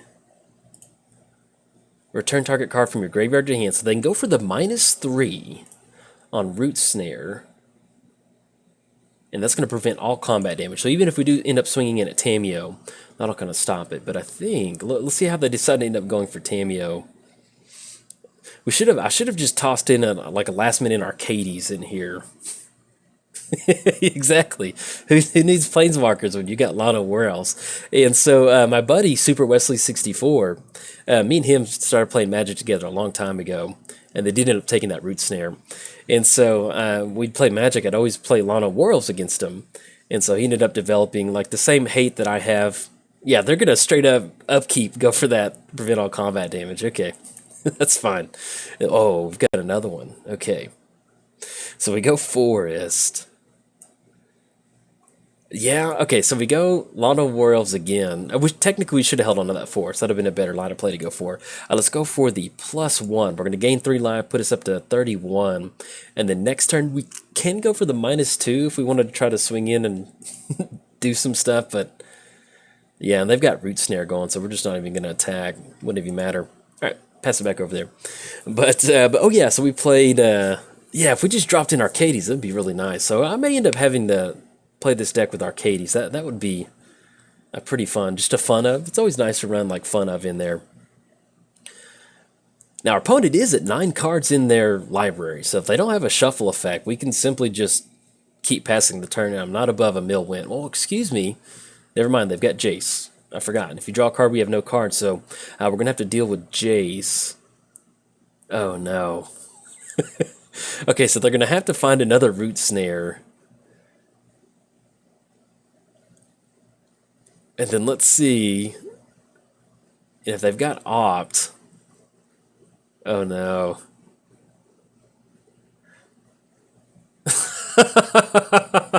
Dang it. All right, well, good game to our opponent. That was that was so close. We had the Lana Worlds beat sticks going, but they're going to get it. Oh.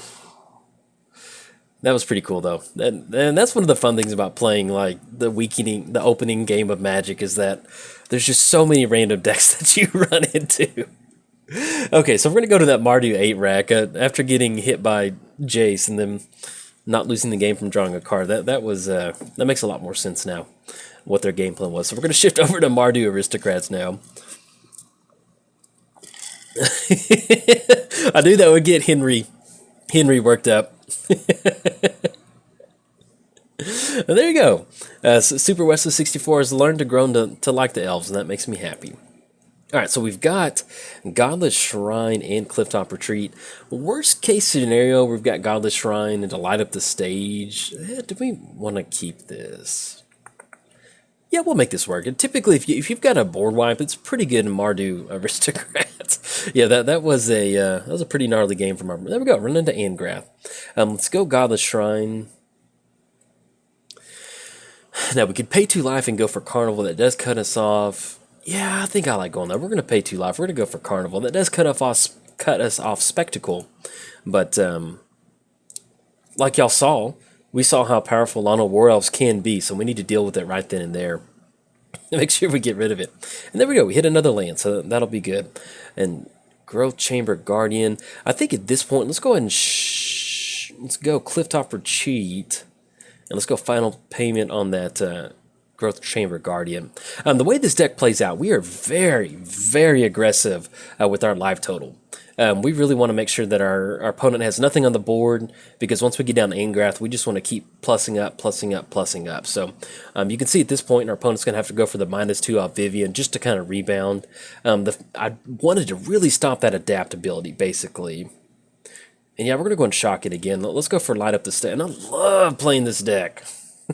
And there we go. You know, you can also use Vraska's Contempt to kind of, deal with some of these Planeswalkers and then just kind of offset some of that life loss. So, but this is pretty much what we're going to do. Even if they do kind of rebound with some sort of creatures, we're going to have Cleansing Nova.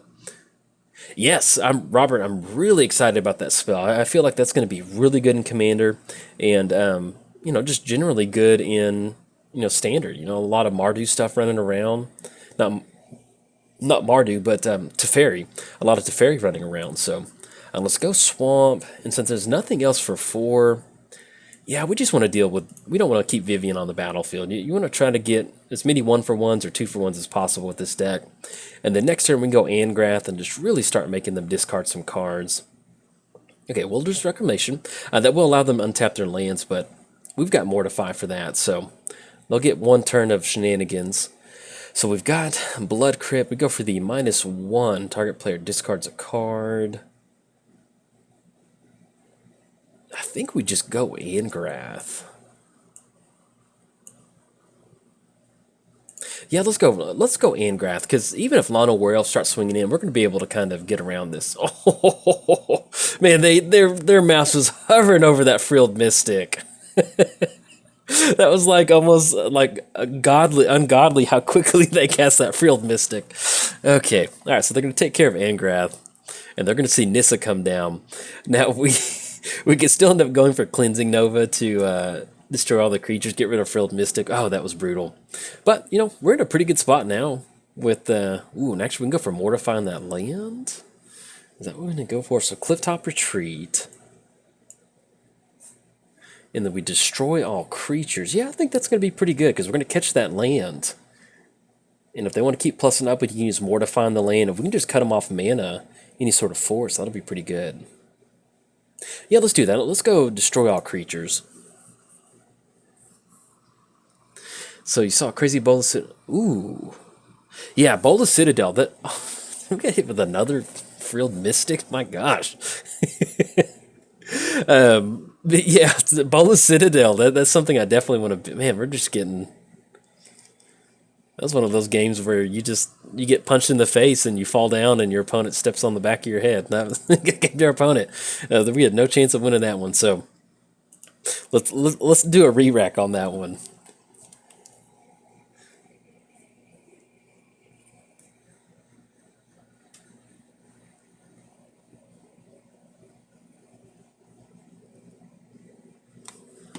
Okay, so we've got Isolated Chapel, Clifftop Retreat. Since we don't have any sort of card draw, do we want to mulligan on this one? I'm just with Bell Haunt and then Kaya's Wrath. Yeah, let's go on mulligan. I want to be a little... Ugh. Hopefully there's a black source on top. Cleansing Nova's gonna put that on bottom, and then yeah, that was a that game was a punch in the face. That was pretty much what that happened. Thank you. My feet are getting cold, so my wife brought me some socks. So thank you, Miss Jolt. Let's have that come into play tapped, and she did a little dance on the way out. So yeah, I've got my air conditioner going back here, so it kind of cold. My feet are getting cold, so my little baby feet. Legion Lieutenant. All right, so black-white vampires probably. Now we do not hit another source. I guess we just go Sacred Foundry. Yeah, have that come to play tap, then we'll pass the turn. Now, if we do run into a black source, we'll be in a pretty good spot. That'll be Bedevil. We do need 2 more black sources for Bedevil and Doom Whisper, but at least that'll put us on final payment, is what I meant to highlight. So, all right, a Johnny's Pride Mate. And then once again, a Johnny's Pride Mate's coming down. Definitely want to take care of him. And then Clifftop Retreat. Now, the other cool thing about Angrath in this deck, I know we're not off to a good showing at this point right now, but the cool thing with Angrath is that -3, that really does make a difference, you know, especially when Hydroid Craces are running around a lot. You go for that -3 with Hydroid Craces. Oh, feels so good. All right, so we do hit a black source, and I guess... So we go Godless Shrine. And that'll be them swinging in. I think at this point, we're just going to hold up a Cleansing Nova that, well... So if we go for Godless, if we go for Final Payment right now on Cruel Celebrant, that'll get rid of that Blood Artist style effect. That'll be 5, puts us down to 9, 4, Cleansing. Yeah, we'll go for it. We'll pay 2 life. All right, so we're going to go...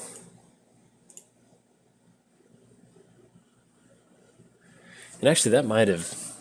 I miscalculated the fight. Yeah, that's gonna be fun. It's gonna put us down to 1. So,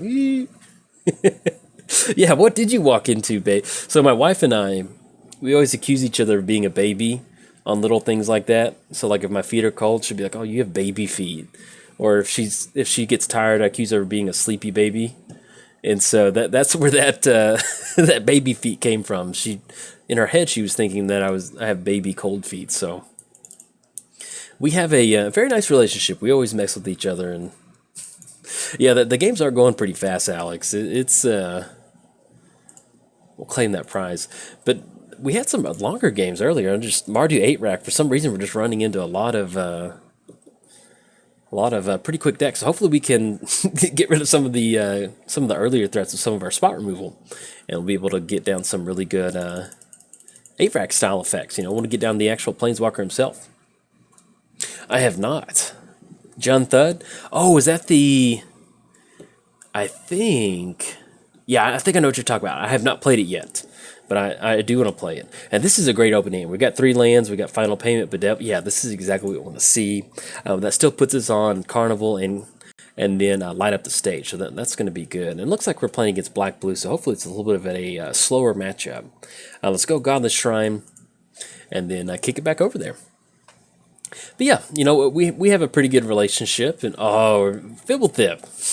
I'm excited about Fibblethip. Do we want to, whenever it becomes a target, yeah, so we basically can't, the only thing that we can do is make our opponent sacrifice, but I don't think we have any sacrifice effects in here. So at this point, with them being tapped out, we go Clifftop Retreat, and that'll be light up the stage. Now this will shuffle this back into their library. We just need to, oh, that, dang it. Okay.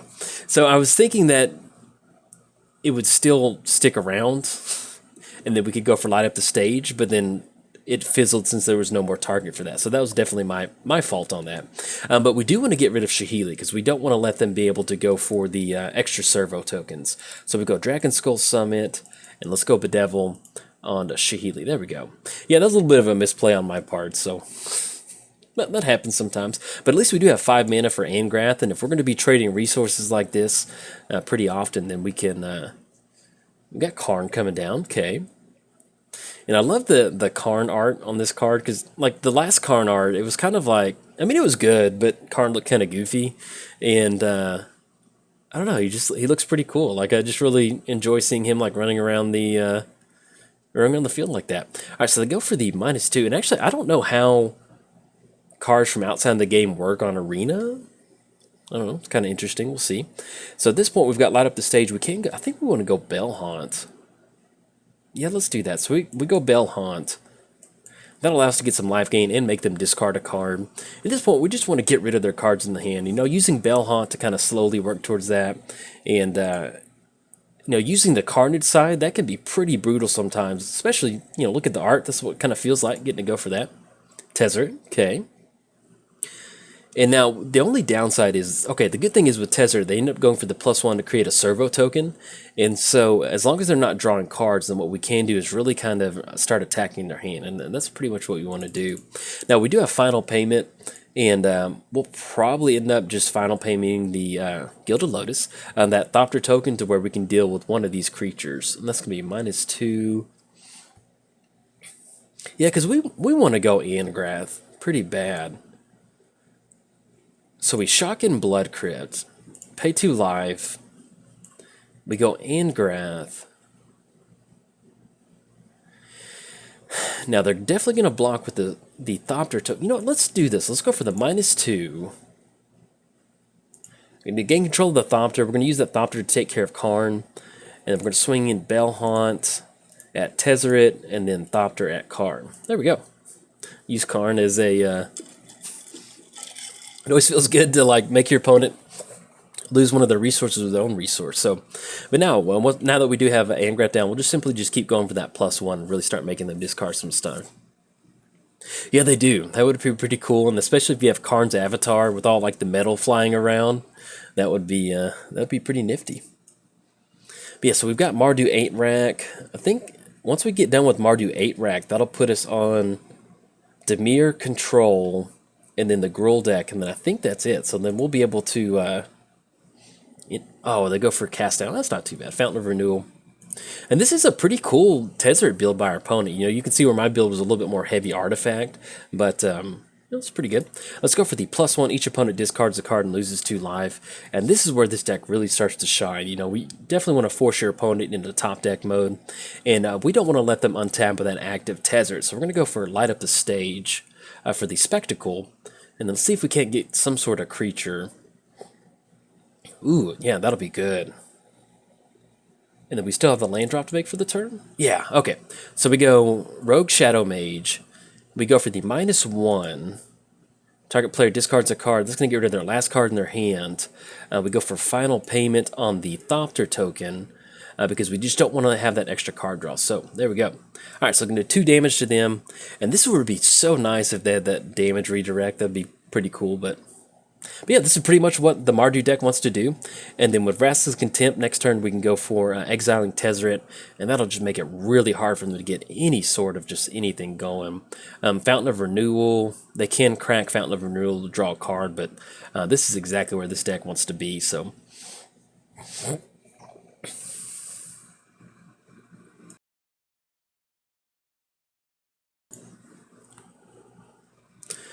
Okay, draw into another one too. So let's go for Vraska's Contempt on Tezzeret. We're going to exile Tezzeret.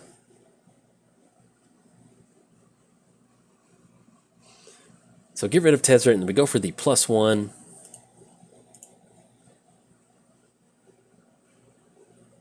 And it is a very slow grind, but you know, thankfully with the Shadow Mage, that'll kind of help us get it a little bit closer.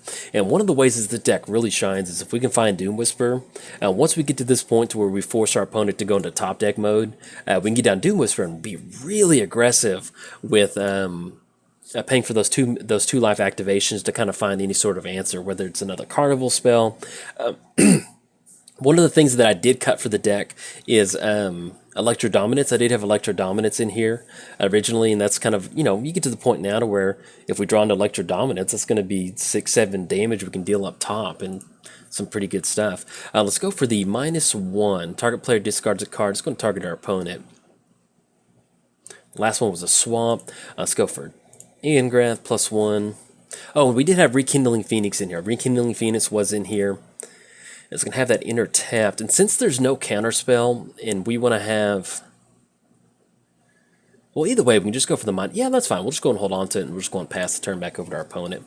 But yeah, if you've never heard of 8 Rack, or let's say that you're new to Magic, you just play a lot of Commander, 8 Rack is typically a modern deck that is this same style effect. You get down the rack, and the Shrieking Affliction, I think, and just you have all of those, and man, it is not fun to play against sometimes, but it's definitely, if you're the pilot of the deck, it's pretty cool. Thought Erasure, okay. They're going to grab that last one. That's definitely an A-OK trade for us. We could have gotten it down, but I didn't mind holding on to it just to kind of force some sort of action. So we do have Bedevil, destroy target artifact, creature, or planeswalker. Now, if we want to, we could blast a treasure token. I mean, because at this point, we're going to hold on to it. Well, we can do it in response to something. Yeah, that's fine. We're going to go and hold on to it, because simply just getting rid of that'll at least kind of cut down on another card that they can draw. Because once they go for Treasure Cove, like they're going for now, they can go for some card draw. So that'll at least kind of stop them from another option. But if they do end up drawing like another Tezzeret or something like that, it wouldn't be that bad to go and hold on to Bedevil too. So, but this kind of puts our opponent in this really weird... Oh, there's Tezzeret. Okay, so they go for the Tezzeret. They go for the +2, more than likely. And that'll be 1, 2, 3, 4. And that'll be number of artifacts. Yeah, in response, we're going to go for Bedevil. And if that last spell's a counter spell, oh no. So that'll get rid of Tezzeret. But this is that's another thing where, we played Black-Blue Tezzeret earlier. You can definitely see where Treasure Cove really kind of helps amplify. Dude, that Tezzeret claw is so cheap looking. Normally I like the animations, but that one's really goofy looking. Let's go for the +1. Each opponent discards a card. And our opponent does have 11 cards in the graveyard, so if we get to that ultimate of -8... might end up going for that. And we're going to hold on to our land because we've pretty much reached the highest mana curve this deck's really going to get at. So I always like to hold on to, at least, if you're playing Sealed or you're playing Draft or something like that, always like to hold on to the last card just to kind of have it. Make them kind of wonder if it's some sort of counter magic or anything like that. And then knock them down to 5. So let's see if they can find any sort of answer. They did end up going for that last... yeah, they're going to go for another card draw. So we've got Angrath next turn. That's going to be +1. They're going to lose 2 life. And then for the Shihili K. And now if they have a non-creature spell, that'll give them a servo token. But I still think we're doing a pretty good spot. Yeah, I mean, it's just the Tezzeret Claw. It looks like... yeah, and you see, there we go. We held on to the land. We got a Thought Erasure. It just looks kind of like... It's too spooky. It's too spooky for everybody watching it. It reminds me of like something on Mystery Science Theater 3000. It looks like a broomstick, kind of. That's what it doesn't really look like a claw. It looks like a broomstick just appearing on the screen. All right, so opponent has no cards in hand. They get down a servo token. That Thought Erasure. That's a spooky skill. Oh, and then light up the stage. All right, so we're going to go for the +1. Each opponent discards a card. That's going to be 2. Knock them down to 3. And that'll put us on for light up the stage. Just go for the Spectacle. And then Vraska's Contempt. And just to go ahead and get it out of the way, I mean, I doubt anything's going to happen, but we're just going to get rid of her. That way there's no shenanigans. They rip into Karn. And then... we'll go Blood Crypt, have that enter the battlefield tap. And they know what Clifftop Retreat is in our hand, but so be it. All right, then we'll go and pass the turn over our opponent. So that'll be 2 damage. Then we'll be able to draw a card off of Treasure Map. And actually, let's see if they get double. No, it's going to enter the battlefield tap, so they're not going to be able to go right. It's going to put them down to 1. And then they're basically they'd have to top deck Tezzeret. If they hit Black-Blue Tezzeret, then they can... Okay, they're going to start going for some more card draw. But yeah, Black-Blue Tezzeret would not be good for us right now. Come on, Magic Gods. After we lost to Jace, Lab Maniac Jace. All right, good game.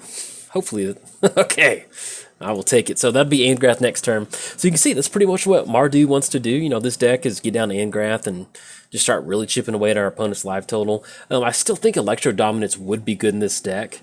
Let's open this pack. So we got it. We have all the cards in here, but... it is what it is. Yeah, so let's see. So we play Mardu 8 Rack. Let's play this Stompy deck. I don't know how it's going to play out. We'll just kind of see how it goes. Make sure we're not playing against Sparky.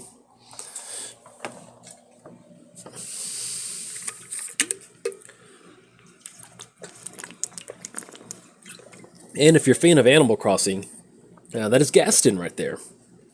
And Umbrella, it's Bryce Canyon, Sultai. No, excuse me, that's Bryce Canyon, Golgari. That's Dredge, which is a really good band.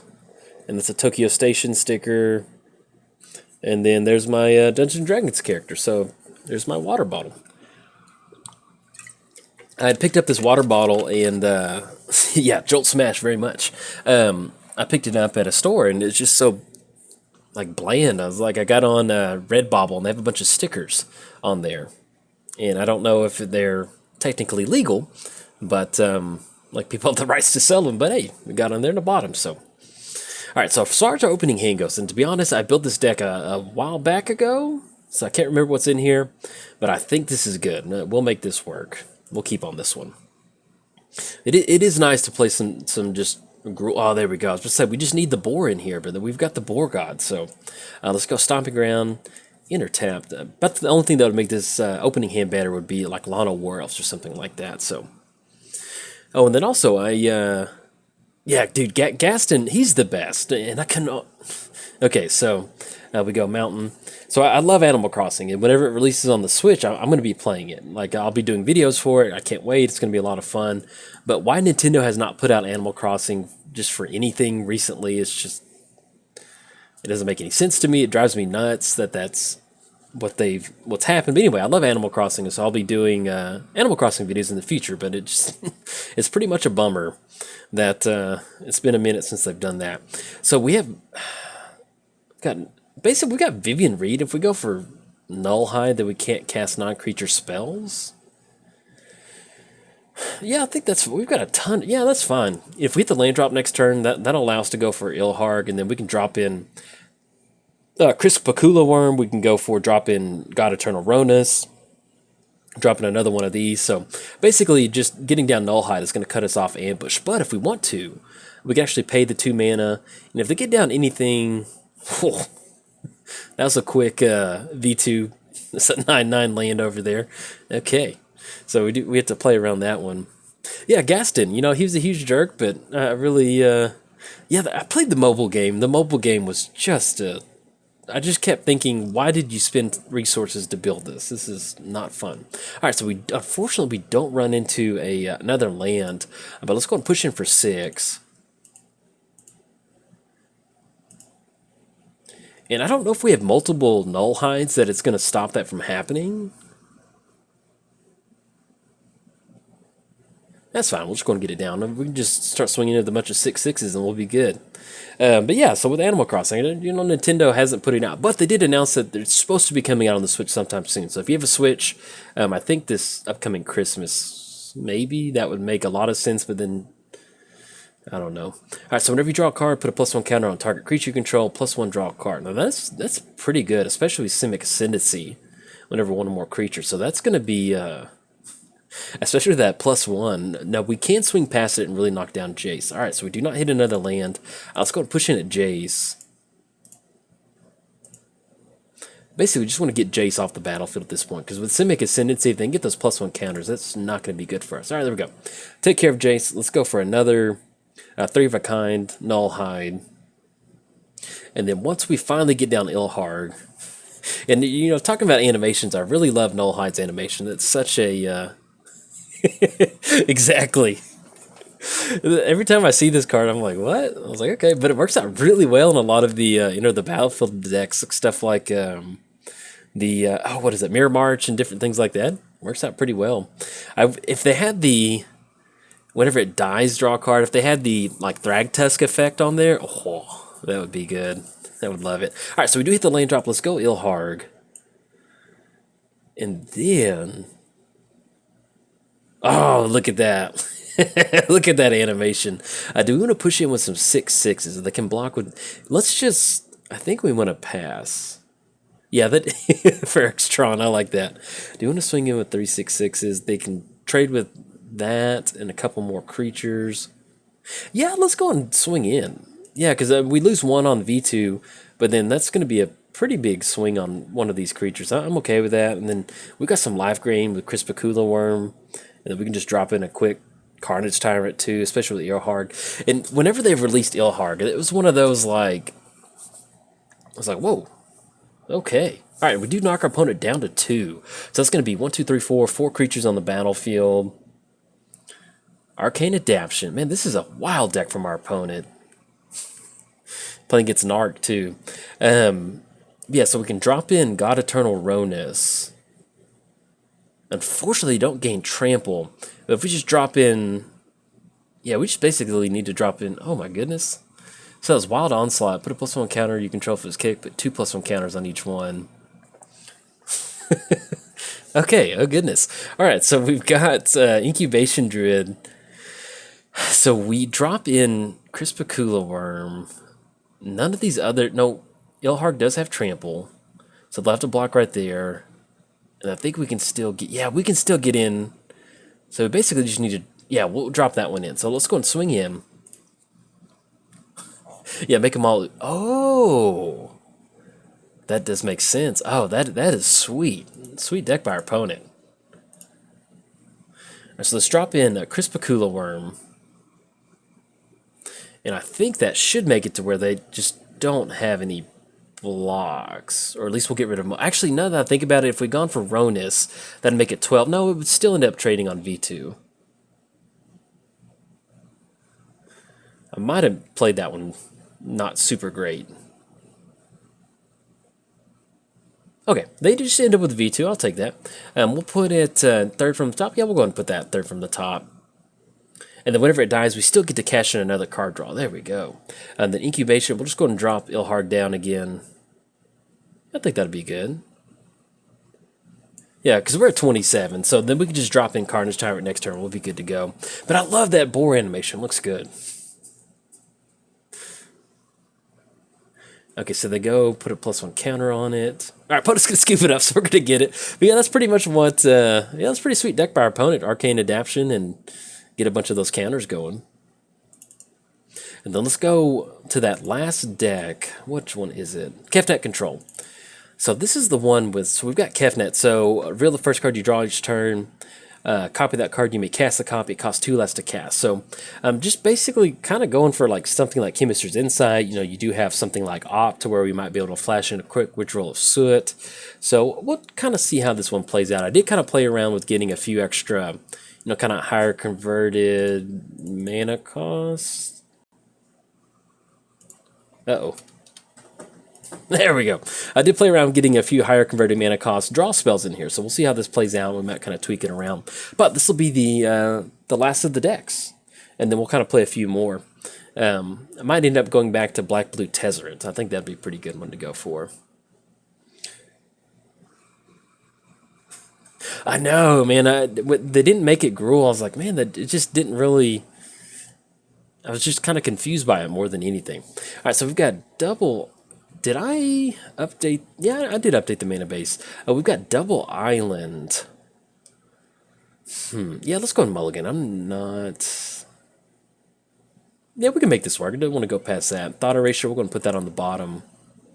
In Blast Zone, this is probably one of those cards you could definitely cut from the deck. I'd just kind of toss it in there just to kind of fit on theme with the black-blue control, just to see how it would kind of work out.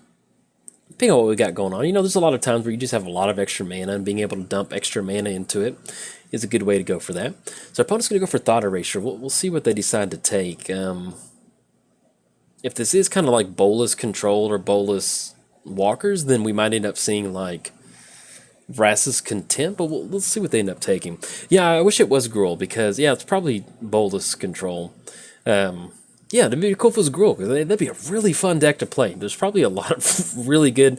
I'm always kind of glad it maybe is just straight up mono red, because... and then we drop in... Well, either way, they're going to know the swamp's coming pretty soon, so we'll just put it in play tapped. Yeah, there'd be a lot of enter the battlefield creatures with green that would work out really well with them. But mono red, I'm kind of working on it. One of the cool things with Ilharg and mono red is you can run Sundial to kind of stop the turn. You can also go for... Let's go swamp. You can also go for Conjurer's Closet. Use Conjurer's Closet to bounce that creature in response to Ilharg's trigger, and you're good to go. All right, so we've got Nicol Bolas coming down. We will have to discard a card, and I guess, yeah, we're going to be really far away from Blast Zone. We'll just get rid of Blast Zone. And while they are tapped out, let's go for Anticipate, because let's see if we can't find a... yeah, that would be... I mean, it would be pretty nuts just simply just adding green to it. Elder Spell... Do we want to hold on to Elder Spell? But we also have Watery Grave, which is really... Yeah, I guess we just grab Water... We've got double Sinister Sabotage, so we need to get these counter spells going. And we'll just go and have that come into play tap. Yeah, if they had green, it would be... It'd be pretty nutty. Just being able to drop it in. But yeah, you can use Sundial of the Infinite. You can use Conjurer's Closet to bounce that creature. And you already care about Enter the Battlefield effect triggers from your creatures anyway. So Conjurer's Closet just slots really well in there anyway. So pretty cool. Let's go Swamp. And yeah, I think we just passed the turn. So we've got Opt. Now, if we end up going for Opt, our opponent does know about one of our Sinister Sabotages. And so... that'll cut us off that actual protection, but at least we can kind of stomp whatever they've got going on for this turn. But yeah, I'm thinking about probably going for Bantu first is what I'm going to build. And unfortunately with the Nicol Bolas Planeswalker, since it's not technically a legendary creature, we don't get to build it, but that'd be cool if we could somehow do that. But that would probably have been the other one that I've been most excited about. But Bantu, Ilharg, and pretty much just really any of the God Eternals, you know, they're all pretty sweet, and to kind of have the zombified versions of those gods in the next set, I don't know, it's pretty cool. They've done a really good job of this set, you know, as far as marketing. That my wife, I showed her the trailer for the set, and that was really cool. She really enjoyed that, and you know, I got to explain a lot of the lore, and she really kind of starting to grasp kind of what's going on story-wise, and so it's pretty cool. And they've got, there we go. Yeah, since it's our in-step, we'll go ahead and jam let's go for Opt. If they want to flash something in, they can. Sinister Sabotage, we are good. Let's put that on the bottom. And then we run into another swamp. Okay. There we go. God Eternal. Now, if we end up going God Eternal, I feel like we're just walking into a counterspell. And then, or a removal spell, and that'll just basically put it third from the top. Is that what we want to do? Yeah, let's see if we can't get God Eternal to stick. That'll be a 4/5. If it, I don't think it's going to stick. At least it's going to burn a counter magic spell. Okay, well, Chemistry's Insight. Okay. Now, if we get, if it sticks on the battlefield, at least be able to, oh, look at that animation. We'll at least be able to stop Nicol Bolas swinging in as a 4/4. 1, 2, 3, 4, 5, 6. If they hit the last land drop, that'll put them in a spot to where they can end up going for that 7-mana activation. And if they get Nicol Bolas to flip, that's pretty rough. That is some hard magic to do. I mean, because you got Nicol Bolas to flip and you get the +2 for that card draw, and it's pretty brutal sometimes. All right, and they've got their very own Kefnet too, so they're going to drop in Kefnet. Oh yes. Yes, I'm very excited about Game of Thrones. I'm going to talk about Game of Thrones in a way that's not going to give anything away, but yes, I'm very excited about Game of Thrones. We've been watching it at my friend's house. We watched the last episode last time. Things are really starting to heat up, and I'm really excited about that. Now, if we end up going Thief of Sanity, we're just staring at two really big flyers. They're going to be like, oh, that's funny. Yes, I guess we just hold on to Sinister Sabotage. Because if we go Thief of Sanity, yeah, we'll just hold up Sinister Sabotage. But yeah, Game of Thrones, really excited about it. It is a show that my wife and I watch, and I'm just really excited to finally see the conclusion to it. You know, I read books 1 and 2, and I'm not much of a reader. Like, I do enjoy reading, but when there's, like, if you haven't read the Game of Thrones books, it is... Hey, Alex, thanks for swinging by. I certainly appreciate that. Thank you for the games, and thanks for watching. But yeah, with Game of Thrones, it is... you know, the books were good, but they were very long, and the story moved at a very, very slow pace. So I'm excited to see what they're going to say. So,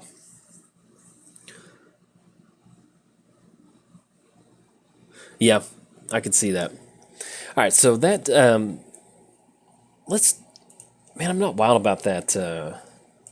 Let's do a little bit. Let's try one more time. Let's get rid of this blast zone.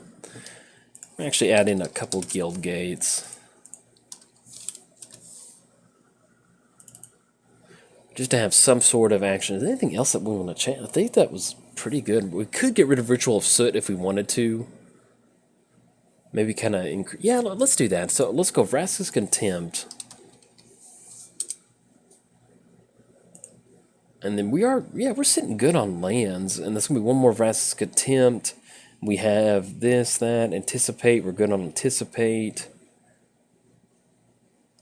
Yeah, let's go one more Chemister's Insight. There we go.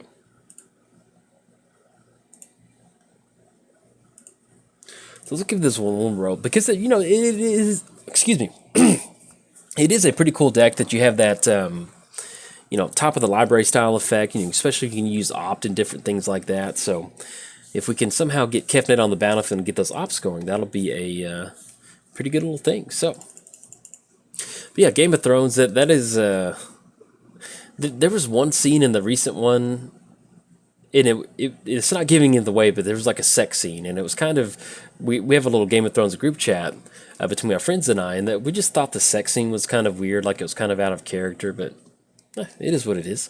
As far as opening hand, yeah, I like this. We'll keep on this one. We've got Drown Catacomb, Anticipate, Thief of Sanity, and Elder Spell. So that way if we're running into some sort of walker deck, we can definitely combat it. Let's go. We go Swamp, and that'll come into play on tap with Drown Catacomb. So, yeah, this is a lot better. You know, running into that Nicol Bolas deck was a little hard for us to get that. We go, and then, yeah, we'll just go and pass the turn, because that way we can stick an Anticipate on our opponent's turn and find, hopefully, another spell, or at least kind of find Kefnet to get that down. Yes, very much so. This has been a very fun season. You know, when he drank from that horn, that was really cool. Okay, so we've got Anticipate. Yeah, let's go with Thought Erasure, because what we want to do on this is we really want to, you know, if they're drawing a couple cards, we want to kind of try to stop what's going on over there. So we go Drowned Catacomb. Let's go Thought Erasure. We could go Thief of Sanity, but I really want to see what's going on. So we got Jace Arcane Strategist. Draw your second card. We've got Spark Double, Bloom Hulk. All right, so this is Simic Proliferate. What do we want to get rid of? We've got Elder Spell, which can deal with these Planeswalkers, especially if they get down an extra copy. Cast Down's going to get rid of it. So I guess at this point, if we just don't really want to stop any sort of proliferate from our opponent, let's actually go Bloom Hulk. Yeah, because they're really far away from that Jace Arcanist, and that's an extra... Yeah, we'll go and put that on top, too, because we do need to work towards Doom Whisper at some point. And then we'll go and pass turn to our opponent. So, they've got the Bioessence Hydra, which the art on this card is just so insanely wild. It reminds me of like the old school Magic card art that you would like buy in a pack and you have no clue what's going on, but you're like, wow, this is... It is a very nice card, but it's just a very odd looking art. There's just a lot of green and blue in there. Anyway, I like it. Pretty cool. Let's see. So we've got... Yeah, let's go and see if we can't stick a Thief of Sanity, because looks like the coast is clear on our side. But yeah, I really enjoyed the aspect of them drinking the horn. When he drank the horn in there, and he's like, where's the tall lady? All right, so they're going to get down Hydra. We're going to go for Cast Down on that Hydra. There we go. Let's go and swing in with the Thief of Sanity.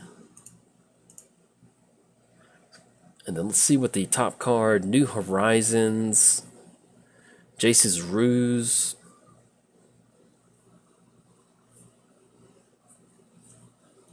Now, we don't necessarily have any Proliferate, but I'm almost tempted to go for New Horizons just to get a little bit of ramp. Yeah, I think that'd be pretty good. And especially if we shock in a Water Grave. We're going to pay 2 life. Let's go New Horizons. And we'll just go and put it on this last swamp over here, because black is kind of like a splash in this deck. And we'll put, yeah, there we go. Put a +1 counter on Thief of Sanity. I'll take that. So as far as how much mana we've got 1, 2, 3, 4, 5, 6. We've got 6 mana, so we can hopefully kind of outpace our opponent. Now, even if they do end up getting down that Jace, we might kind of let Jace stick around. That will give him a card draw. But with Spark Double, it's going to have to enter the battlefield as some sort of Planeswalker, more than likely, I would assume. So we can use the Elder Spell to kind of go for that. But yeah, you know, in Game of Thrones, if you're current on Game of Thrones, this season it's coming to an end, and you know, I'm excited to see what's going to happen in the next episode. Things are starting to really heat up, and so that's going to be, I don't know, just kind of like a second family, these Game of Thrones people. So that's going to be 1, 2, 3, 4, 5, 6. All right, so that we'll have Jace come down, and we'll go ahead and jam the Elder spell for next turn. We could knock it down pretty far. They're going to be able to draw a card, but if that's the only thing they got down, they knew what. Ooh, and we draw a Thought Erasure too. So let's do this. Let's go and push in with Thief of Sanity at our opponent. That way we can at least get another exile effect. It says, drink Jolt Cola. Whenever I do deck techs or stream, I always like to drink, I always like to wear this shirt. I don't know. Feels like it's on brand. And also, if you didn't know where Jolt came from, that is it. So at this point, we're going to take a Bloom Hulk. And yes, I'll play Aristocrats after this. Let's go Thought Erasure. Let's kind of see what our opponent's got. They do have that Spark Double. Spark Double, Stealth Mission, Merfolk Skydiver. Yeah, I think we'll go and get rid of Spark Double because that's going to give them a lot of access. Thief of Sanity. Actually, I don't mind Thief of Sanity on top. Let's go Elder Spell on Jace. And then we're going to go for Anticipate. We haven't really seen any counter magic, but... and then, well, Thief of Sanity was on top, but I kind of like Elder Spell. They're going to be doing a lot of J stuff. But yeah, drink Jolt Cola. That is Jolt. That is where Jolt comes from. That is, drank a lot of Jolt in junior high. And that's when I made my username Jolt. And so that's why it's always been Jolt539. And then the 53 is my football number. And then 9 is my baseball number. So if you ever wonder where that came from, that is it. So, in fact, I need to hit up Jolt Cola to see if they want to sponsor Jolt. So, you know, I hate that there's a little bit of a delay. So I get information on the Thought Erasure, like, like as soon as it's like too late. So. Yeah, because they can drop in. Yeah, I probably should have gone for that if they make a copy of the Skydiver. Stealth Mission, okay. And then once we just slay him down, Doom Whisper, we'll actually be in a pretty good spot for Skydiver, and we can be pretty aggressive with Doom Whisper. But yeah, there's a little bit of a delay in the chat, so whenever we have the, you know, Thoughtseize style cards, it's always like 5 seconds too late. So I'm not ignoring your advice, it's just... there's a little bit of a delay. So, opponent's going to pass the turn. We're going to see Skydiver come down. Yes, the origin story, very much so. I'd bring Jolt to class, and I think I've got a little bit, let's see. Sometimes my camera does it. Yeah, it's got a little bit of white stuff on there. On my, it's almost like there's too much, get the filter for it.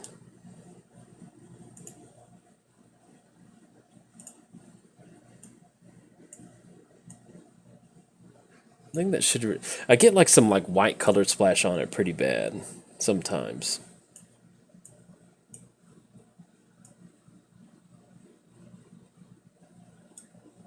I think that might help reduce it. There we go. Yeah, so if you've ever seen like little like grayed out areas, it's just because of the lighting. All right, so if they do have Merfolk Skydiver, and unfortunately that's all going to be Planeswalkers, so I guess... well, actually, what we can do is we can actually have Bloom Hulk enter the battlefield and then proliferate, and that'll force our opponent to trade. I kind of like that. Then we can follow up with Doom Whisper next turn. Yeah, that'll be good. All right, so we're going to be able to proliferate on Thief of Sanity. Oh, no. I clicked on it and it didn't go. Oh, that's a bummer. Okay, we're gonna no tax. So anyway, it said submit for 0, but I guess technically I didn't click on the 1, so sorry. Little bit of a misplay on my part on that one. Yeah, so basically what would happen if we proliferated on the counter, then we would have been able to at least trade with that Merfolk Skydiver. So we'll at least try to get down Doom Whisper after that. It's going to make it a 5/5 with this Kiora's Dambreaker. This is definitely an interesting deck by our opponent. All right, so Dimir Guildgate. Yeah, I guess we're just going to go ahead and jam Doom Whisper. And we're going to be pretty aggressive with this one. If we can find Kefnet, then definitely going to go for that. We'll go for Dimir Guildgate. And then we'll simply just go and pass the turn. Yep. It's always, like, I clicked on the card. I'm used to just clicking on the actual card on Magic Online. And, yeah, apparently you got to click on that little one thing over there. So, a little bit of a bummer. Yeah, that would be... It'd just be interesting to, like, have Jolt be a sponsor. I don't know. It would be... I don't know. Be pretty cool. I am wearing a shirt, so maybe if they do come across this video or something like that, then maybe that could be a little bit of a incentive for them to go for that. Now, our opponent does have one... Well, actually, they only have 0 cards in hand. So with this Doom Whisperer, if we want to be pretty aggressive in finding something that'll help us out, then we might end up going for that. So we'll see what they decide to swing in with. We're looking at a +1 counter on the Dam Breaker. Let's see. Yeah, it's going to make it a 6/7.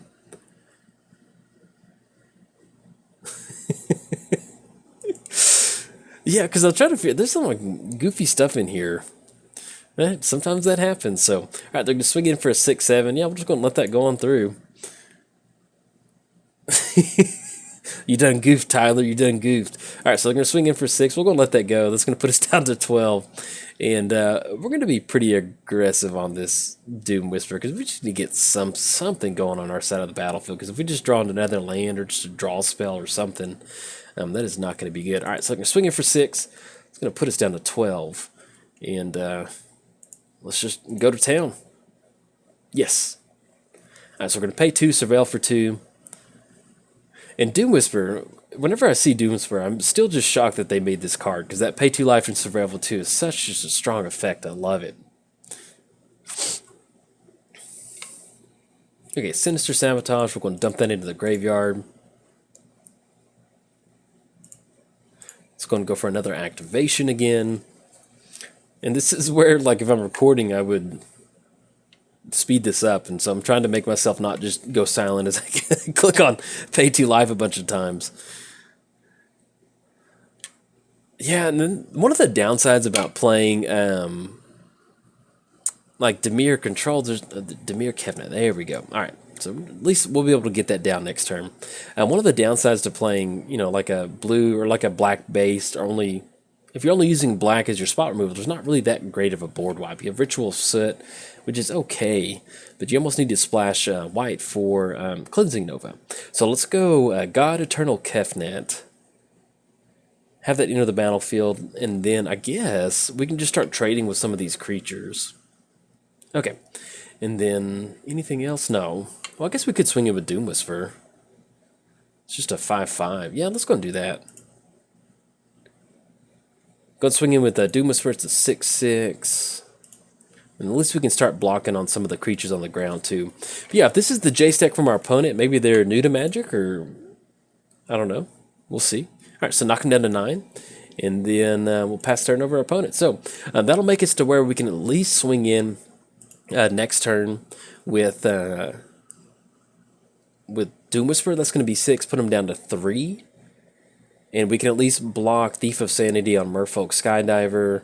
We've got Bloom Hulk blocking on QR's Dam Breaker. So, we've got a couple chump blocks we can go for. And hopefully we just catch something good off God Eternal Kefnet. Because this is kind of where you want Kefnet at this point in the game. To where you have it down on the battlefield and you can just cash in like a double Chemister's Insight or something like that. Very much so. Life is definitely full of goofs. Alright, so we go to the block step. Let's go for... Do we want to go Bloom Hulk? Yeah, we'll go Bloom Hulk. And they do end up holding back the Merfolk Skydiver, so... and they're going to go for Proliferate, okay. And that'll amplify the tokens on the Merfolk Skydiver, and that'll basically kind of put us off Doom Whisper, being able to go for that, so... Or at least swinging in anymore. We could try to find... And actually, if we want to... Yeah, let's do this. So we're going to be aggressive, because if we can put it on top with Doom Whisper, if we can find a removal spell... And we can put it on top. We can use God Eternal to cast that and deal with a couple creatures. So yeah, we're going to... Thought Erasure... Opt... Let's go for one more.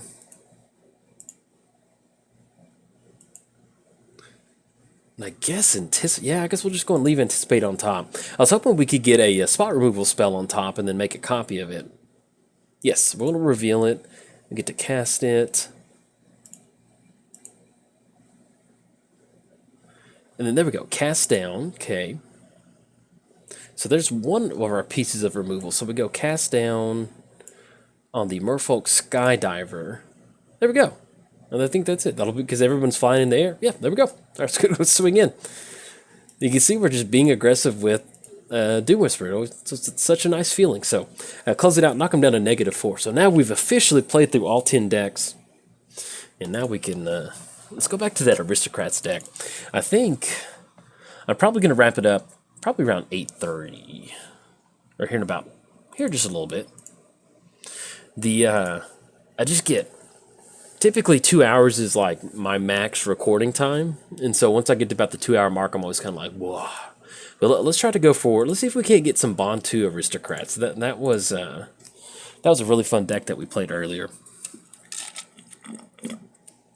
And thank you to everybody who's been watching. Thank you very much. You know, I certainly appreciate that, especially kind of the first time I'm streaming on my actual channel. When I used to stream on Twitch, you know, it was really hard to build up a viewership. And so, I don't know. It's always... And then we got Bantu. Yeah, I like this. We're going to keep on this one. This is pretty much what we want to see. But yeah, I'll definitely try to start streaming a little bit more on my channel because that'll be pretty fun. So let's go Blood Crypt, come into play tapped. But yeah, like I mentioned, you know, if we do... Magic After Dark on a Friday night with Necasaur, that'd be pretty cool. We can do Church of Athreus on Sundays. There's just a lot of stuff that I can do on the channel. And because I was worried about trying to build up a Twitch viewership, and it's just kind of hard. You know, last time I streamed on Twitch, there was probably, and not that it matters how many people watch, but it's just a matter of, you know, you're subscribed to my channel, you have the notification that I go live on YouTube right then and there. You're used to going to my YouTube channel for... you know, for content. You know, it'd be kind of like you're used to going to a burger place for a burger, and then they start selling like tacos. You're like, oh, I forget they have tacos because they're just a burger place. So, you know, being able to start streaming more on the channel is something I definitely want to do. Let's go Hero Precinct 1, and then that'll put us on Cruel Celebrant, Final Payment. Then we can start getting a few extra tokens. So I kind of like that. Yes, I am very much excited too. There's some really cool cards that came out in this set, and especially can't wait to keep playing some of this Mardu stuff. I'll definitely be doing a lot more arena content. Towards the end, when I was getting ready for a new set, I didn't do as much arena content just because it was kind of like, you know, I kind of got into arena late, and I was trying to learn the standard meta game, different things like that. So now that I have a better grasp of it, you know, I was definitely a lot more prepared for the streaming event. Let's go and pay to live. And yeah, because I kind of want Cruel Celebrant to stick around, so let's, you know, if our opponent's got a counter spell, they've got it, but we'll go Mayhem Devil, and at least, you know, there we go. I like that. Swing in for 2, and then we'll swing in, knock him down to 18. So now, as far as building Aristocrats in Arena, there's not really a free sack alley. You don't have Viscera Seer, you don't have Bloodthorn Vampires, so it's kind of a bummer, but you kind of have these, like, sack your entire board effects. So you've got Slaughter the Strong, which we can sacrifice a lot of creatures. We've got Bantu, which is going to be a lot of card draw, so there's some pretty cool interactions. Enters the battlefield, amass for 1. They have menace. So let's go this. Let's go Godless Shrine, Shock. And this is going to be a really nice Hero of Precinct 1. We go Cruel Celebrant. And Hero of Precinct 1 is, oh, it's just good in any Mardu deck that you're playing. And then Final Payment. Yeah, we'll go ahead and sacrifice a creature. We don't want to be too aggressive with our live total. We can be really aggressive if we need to. And then we'll deal 1 damage. Yeah, we can't target them, so we'll just send that 1 damage up top. There we go. Cruel Celebrant. And that's just going to leave it just a regular old zombie token. So let's go and swing in. That's going to be 5. That's going to knock them down. Now, if we had another Cruel Celebrant, what we could end up doing is that would be enough to close it out, because that would be 1, 2, 3, 4, 5, 6, 7, 8, 9, 10. So if we can find another one, or if we hit the land drop, we might just end up straight up just going for a Bantu across the board, because that's what we came here to do, is go for a Bantu. So Vizier the Scorpion.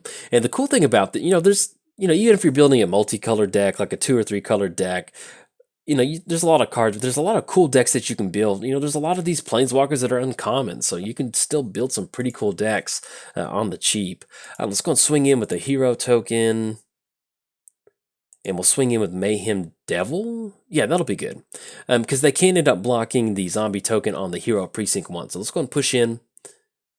We get in 1 point of damage. That's basically what we needed to do, was light up the stage. Oh, look at that. And we'll go for light up the stage. Priest of the Forgotten Gods. And then I guess technically if we sack it, it's not really going to make a difference. So we'll go Priest of the Forgotten Gods, and we put Sacred Foundry into play tapped. Exactly. But yeah, if we end up Shahili, okay, so they can get an extra servo token. So we swing in, that's going to be 1, 2, 3, 4. Puts them down to 4. And then Bantu's, that should be a clean Aristocrats win right there, I think. Yeah, let's do that. So let's go and push in. It's going to be 1, 2, 3, 4. I don't know why it's clicking so hard. There we go. We're swinging for 4. Knock them down. Oh, and look at, we go for Bantu. We're going to sacrifice any number of permanents. Oh, look at this. Church of Athros is so very happy. We're going to go for that. Submit for 4. Good game to our... Oh, look at those Bantu stakes. That's going to be 4 more Cruel Celebrant triggers. Oh, yes. There we go. Put them down to 0. So that is a very clean Bantu win. That is exactly what we're trying to go for. And you can see where if we weren't going to close the game out, the fact that we can just completely refuel our entire hand with Bantu. I mean, it's great in a Mardu deck, but simply just being able to go for that in Standard feels pretty good. Okay, so as far... That was Mardu Aristocrats. Is there anything else? Let's see if we can't do one more Ral-Zeric. I think that would be good. Yeah, let's go one more Ral-Zeric Storm deck. That was pretty fun. Fun to play. If we can get another Storm action going, we show it off to our opponent.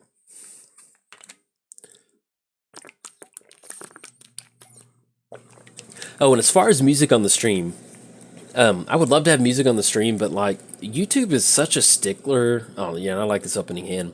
YouTube is a very big stickler as far as, you know, music being copyrighted sometimes and stuff like that. So as far as having a video on demand for the people who can't catch the stream, I don't stream with music. I need to get some sort of, you know, just base level kind of, not elevator music, but you know what I'm talking about. Just some sort of just really smooth music that would just kind of cut out some of the silence. So, oh yeah. That would have been nice just to sack all the lands. Like, hey, look at this embarrassment of riches we have over here. Let's go mountain. Yeah, and then we'll just go and pass the turn. Typically, when you're playing Thousand Year Storm, I found that, you know, we could go for Chart of Course to make sure we keep hitting these land drops, but sometimes you just get lucky to keep hitting those land drops.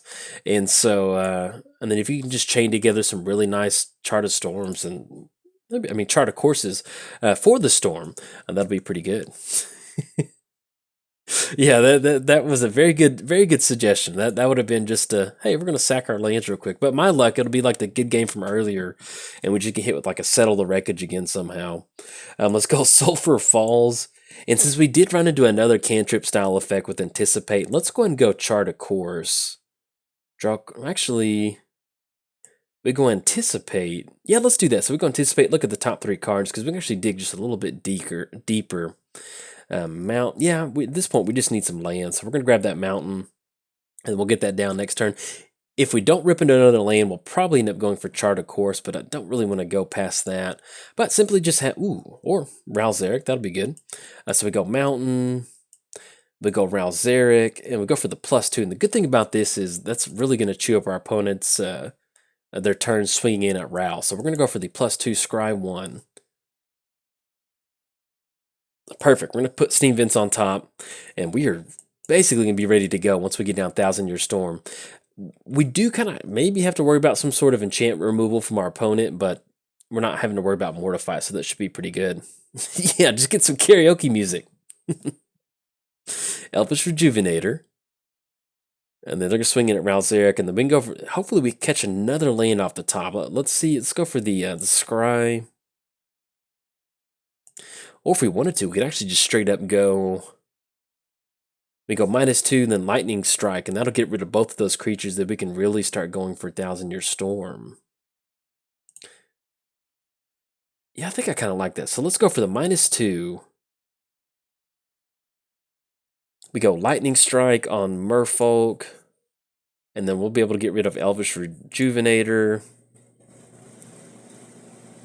Oh, we're going to deal 1 damage to our opponent. And then get rid of that. Oh, look at that. Just that extra damage off Ral-Zeric. So good. I get rid of Merfolk Skydiver. And we'll have the Steam Vents come into play tapped. And yeah, now that I think about it, we really want to make sure we hit the land drop for next time. So let's go with this Chart of Course. And we'll deal 1 more damage. You can see how good Ral is. Oh, yeah, that is good. And, ooh, Shimmer of Possibility. We do have to discard a card. I think... Yeah, so let's do this. So we get rid of Chart of Course. So we can end up going for Island next turn. We go for 1,000 Year Storm. Does this run... Oh, okay. That does make sense. Yeah, so does it run Treasure Map? Oh, no, no, I didn't even think about that. No, I'll have to try that out, because that'll actually work out really well. Let's go Island, let's go 1,000 Year Storm. Now, here's the downside. We're going to have to go for 1,000 Year Storm. Our opponent did kind of bounce back with Evolution Sage and Elvish Rejuvenator. So we're just going to go for the Scry one, the Scurry, the Fever, the Insanity. Extra Ral-Zeric. Do we want extra? I think at this point we're actually going to put Super Secret Ral-Zeric on the bottom, because at least next turn we're looking at Shimmer and then Lightning Strike, and that'll be some pretty good card draw. Ooh, and Tat-Yova. So we definitely want to deal with Tat-Yova. So we go for Ral-Zeric's Outburst. All right, so they take care of Ral-Zeric, poor Ral-Zeric, and then we run into another mountain. So let's go Mountain. Yeah, I think at this point, we definitely want to blast Tat-Yova. So let's go Lightning Strike on Tat-Yova, because if they just start drawing a bunch of cards, that is not going to be good. And we go Shimmer of Possibility. Actually, if we go Ral-Zeric's Outburst, that'll pretty much be our entire turn, and that'll be 2 more damage. And then we can say, yeah, I like this a little bit better. So we're going to target Evolution Sage. And we'll target this Elvish Rejuvenator. And we'll grab Goblin Electromancer. That's going to go into the hand. See what the next one is. And then Shock. Yeah, we'll grab that last Shock. Now, we could chain together another Shock, but because that's going to be 2, 4, 6. Yeah, let's just go and hold on to it. Typically, if you can go for another Shock like this, but I think at this point we just want to start sending that up top. And especially once we finally get down Goblin Electromancer, we'll be in a pretty good position to hopefully kind of burn it out with some damage. And if they want to swing in with the Apex Hybrid, go for it. That is kind of not the most thing we need to worry about. So let's go Goblin Electromancer. But yeah, Treasure Map would definitely be a really good addition to this stack. So we can go Shock, then Shimmer of Possibility. Yeah, let's go and do that. So we go Shock. Yeah, because we should hit something off the Shimmer of Possibility. And we're going to go and start sending this up top. So let's go Shimmer of Possibility. Look at the top 4 cards of our library. There we go, Chart of Course. And then we'll go and grab Anticipate. And you can see where you can really start to chain together some of this really good... yeah, we go for Anticipate. At this point, we're just looking for any sort of burn spell. Shimmer's going to be good. And then we'll grab another Chart of Course. Oh, look at this. This is so much fun. We'll grab another Shimmer. All right, opponent has seen enough. They're going to scoop it up. So technically, we didn't close it out, but once we go for this last Shimmer of Possibility, that's basically going to be cantrip through our deck again, and then we'll have some more lightning bolts to kind of send up top to our opponent. So they would have closed the one out. Let's go for one more deck, and then I think I might wrap the stream up after this last one, simply just because I'm getting a little tired. Let's go Nicol Bolas. That'd be great. We had to kind of finish that one because we only got 1 game in there earlier. And hopefully we can get the actual Nicol Bolas Planeswalker down. And that'll be, I don't know, kind of fun. Always enjoy playing Grixis. If I'm not playing Sultai, if I'm not playing Golgari, Grixis is one of my favorite color shards to play. So, but that Storm deck, you'll definitely be seeing more of that Storm deck. And it's too much fun not to pass on that one. And just sometimes you just get some value scoops where people are like, that's it, tap out, I'm good, don't want to see any more. Okay, And so we've got Nicol Bolas, so we've got Drowned Catacomb, Steam Vents, Sulfur Fall. Yeah, this is pretty good. You know, we definitely be online for Nicol Bolas, so we're going to keep on this one and get some good stuff moving. See what our opponent is playing against a Johnny's Welcome. Okay, so it seems like we've got a good, hopefully a good matchup with this. We go, I guess, Steam Vents? Yeah, that'll be good. Have Steam Vents come into play tap, and then we'll kick it back over to our opponent. But yeah, the triple black is a little steep. That's why we are running a Chromatic Lantern in here. It's just kind of an easy way for us to kind of negate that triple black, because once you get down Chromatic Lantern, you're good to go. And if we're just playing against mono white life gain, then I like that. The only downside is I don't know if we have any sort of I can't remember the board wipes we have in here, so let's go anticipate. Oh, there we go, Ritual of Soot. So yeah, we definitely want to grab Ritual of Soot, so we're going to grab that. Because if we are playing it some sort of low to the ground token deck, we want to make sure it's kind of cleared the way. And then Drowned Catacomb, yeah, that'll be good. Now we do have Sinister Sabotage, so depending on whatever they've been kind of waiting at, they just ran 3 planes out. We can stop it with Sinister Sabotage, so we'll see what else they roll out for the turn. If it's the Johnny's Pridemate style deck, then we can at least kind of stop that or whatever sort of. Or maybe it might be the Oketra. It might be some sort of Oketra deck. That'd be pretty cool to see. And then Drowned. I want to make sure. So we're definitely going to have triple black for Nicol Bolas. And then that'll put us on Sulfur Falls. We can go for Nicol Bolas. That'd be pretty good. All right, +1, draw a card. Each opponent exiles a card from their hand or a permanent they control. And then for the -3, so Respondent Angel. Yeah, let's go ahead and go for Sinister Sabotage. And then Watery Grave. Yeah, we can actually go and put Watery Grave on the bottom because we're okay on black mana. And then once we get on Nicol Bolas, we are pretty much good to go. So we go, let's make sure we're looking at this right. So we go Sulfur Falls, we go Nicol Bolas. Oh yeah, there we go. Let's go for the +1. And this is pretty much exactly what... Hey, what's up, Caleb? Glad you can make the stream. Unfortunately, we're about to... this is probably going to be my last game, but I'm glad that you got in here. So, ooh, and then with Binding, they're going to be able to get rid of Nicol Bolas. So it's not the end of the world. Hopefully we can find another way to deal with it. And so we cannot recast our second copy. So we go Chromatic Lantern. And the other good thing is we've got Tezzeret in here. We've got Ral-Zeric. So we've got a ton of options in here to bounce back from that. So that's probably why they were holding off for a little bit. Now, if they do end up rolling out a few more creatures, we do have Ritual of Soot. So that'll at least allow us to kind of deal with that. Johnny's Welcome. Okay. And Nicol Bolas, we've got triple Nicol Bolas now. Sulfur Falls. And unfortunately, I don't think we have any sort of bounce spell in here. Now, if our opponent rips into any sort of creature, they are just good to go. Let's go Chromatic Lantern. The only good thing is, since we are getting a lot of these, making our land drops, getting down Chromatic Lantern. Once we finally do run into... let's see, Light of Legion enters whenever it dies. Put a +1 counter on each white creature you control. Okay. Do we want to Vraska's Contempt that? Yeah, we're going to go for that. And that'll give us a little bit extra life gain. But once we get down Ral-Zeric, we'll definitely be in a really good spot.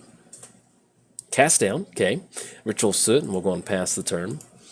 As far as card advantage, I think we've got Chemistry's Insight in here. We'll see. There we go. Right now we're getting somewhere. So we got Ral-Zeric. Let's go for the +1. At this point right now, we're just going straight up value. Whatever sort of stuff we can get. Thought Erasure. Yep, there we go.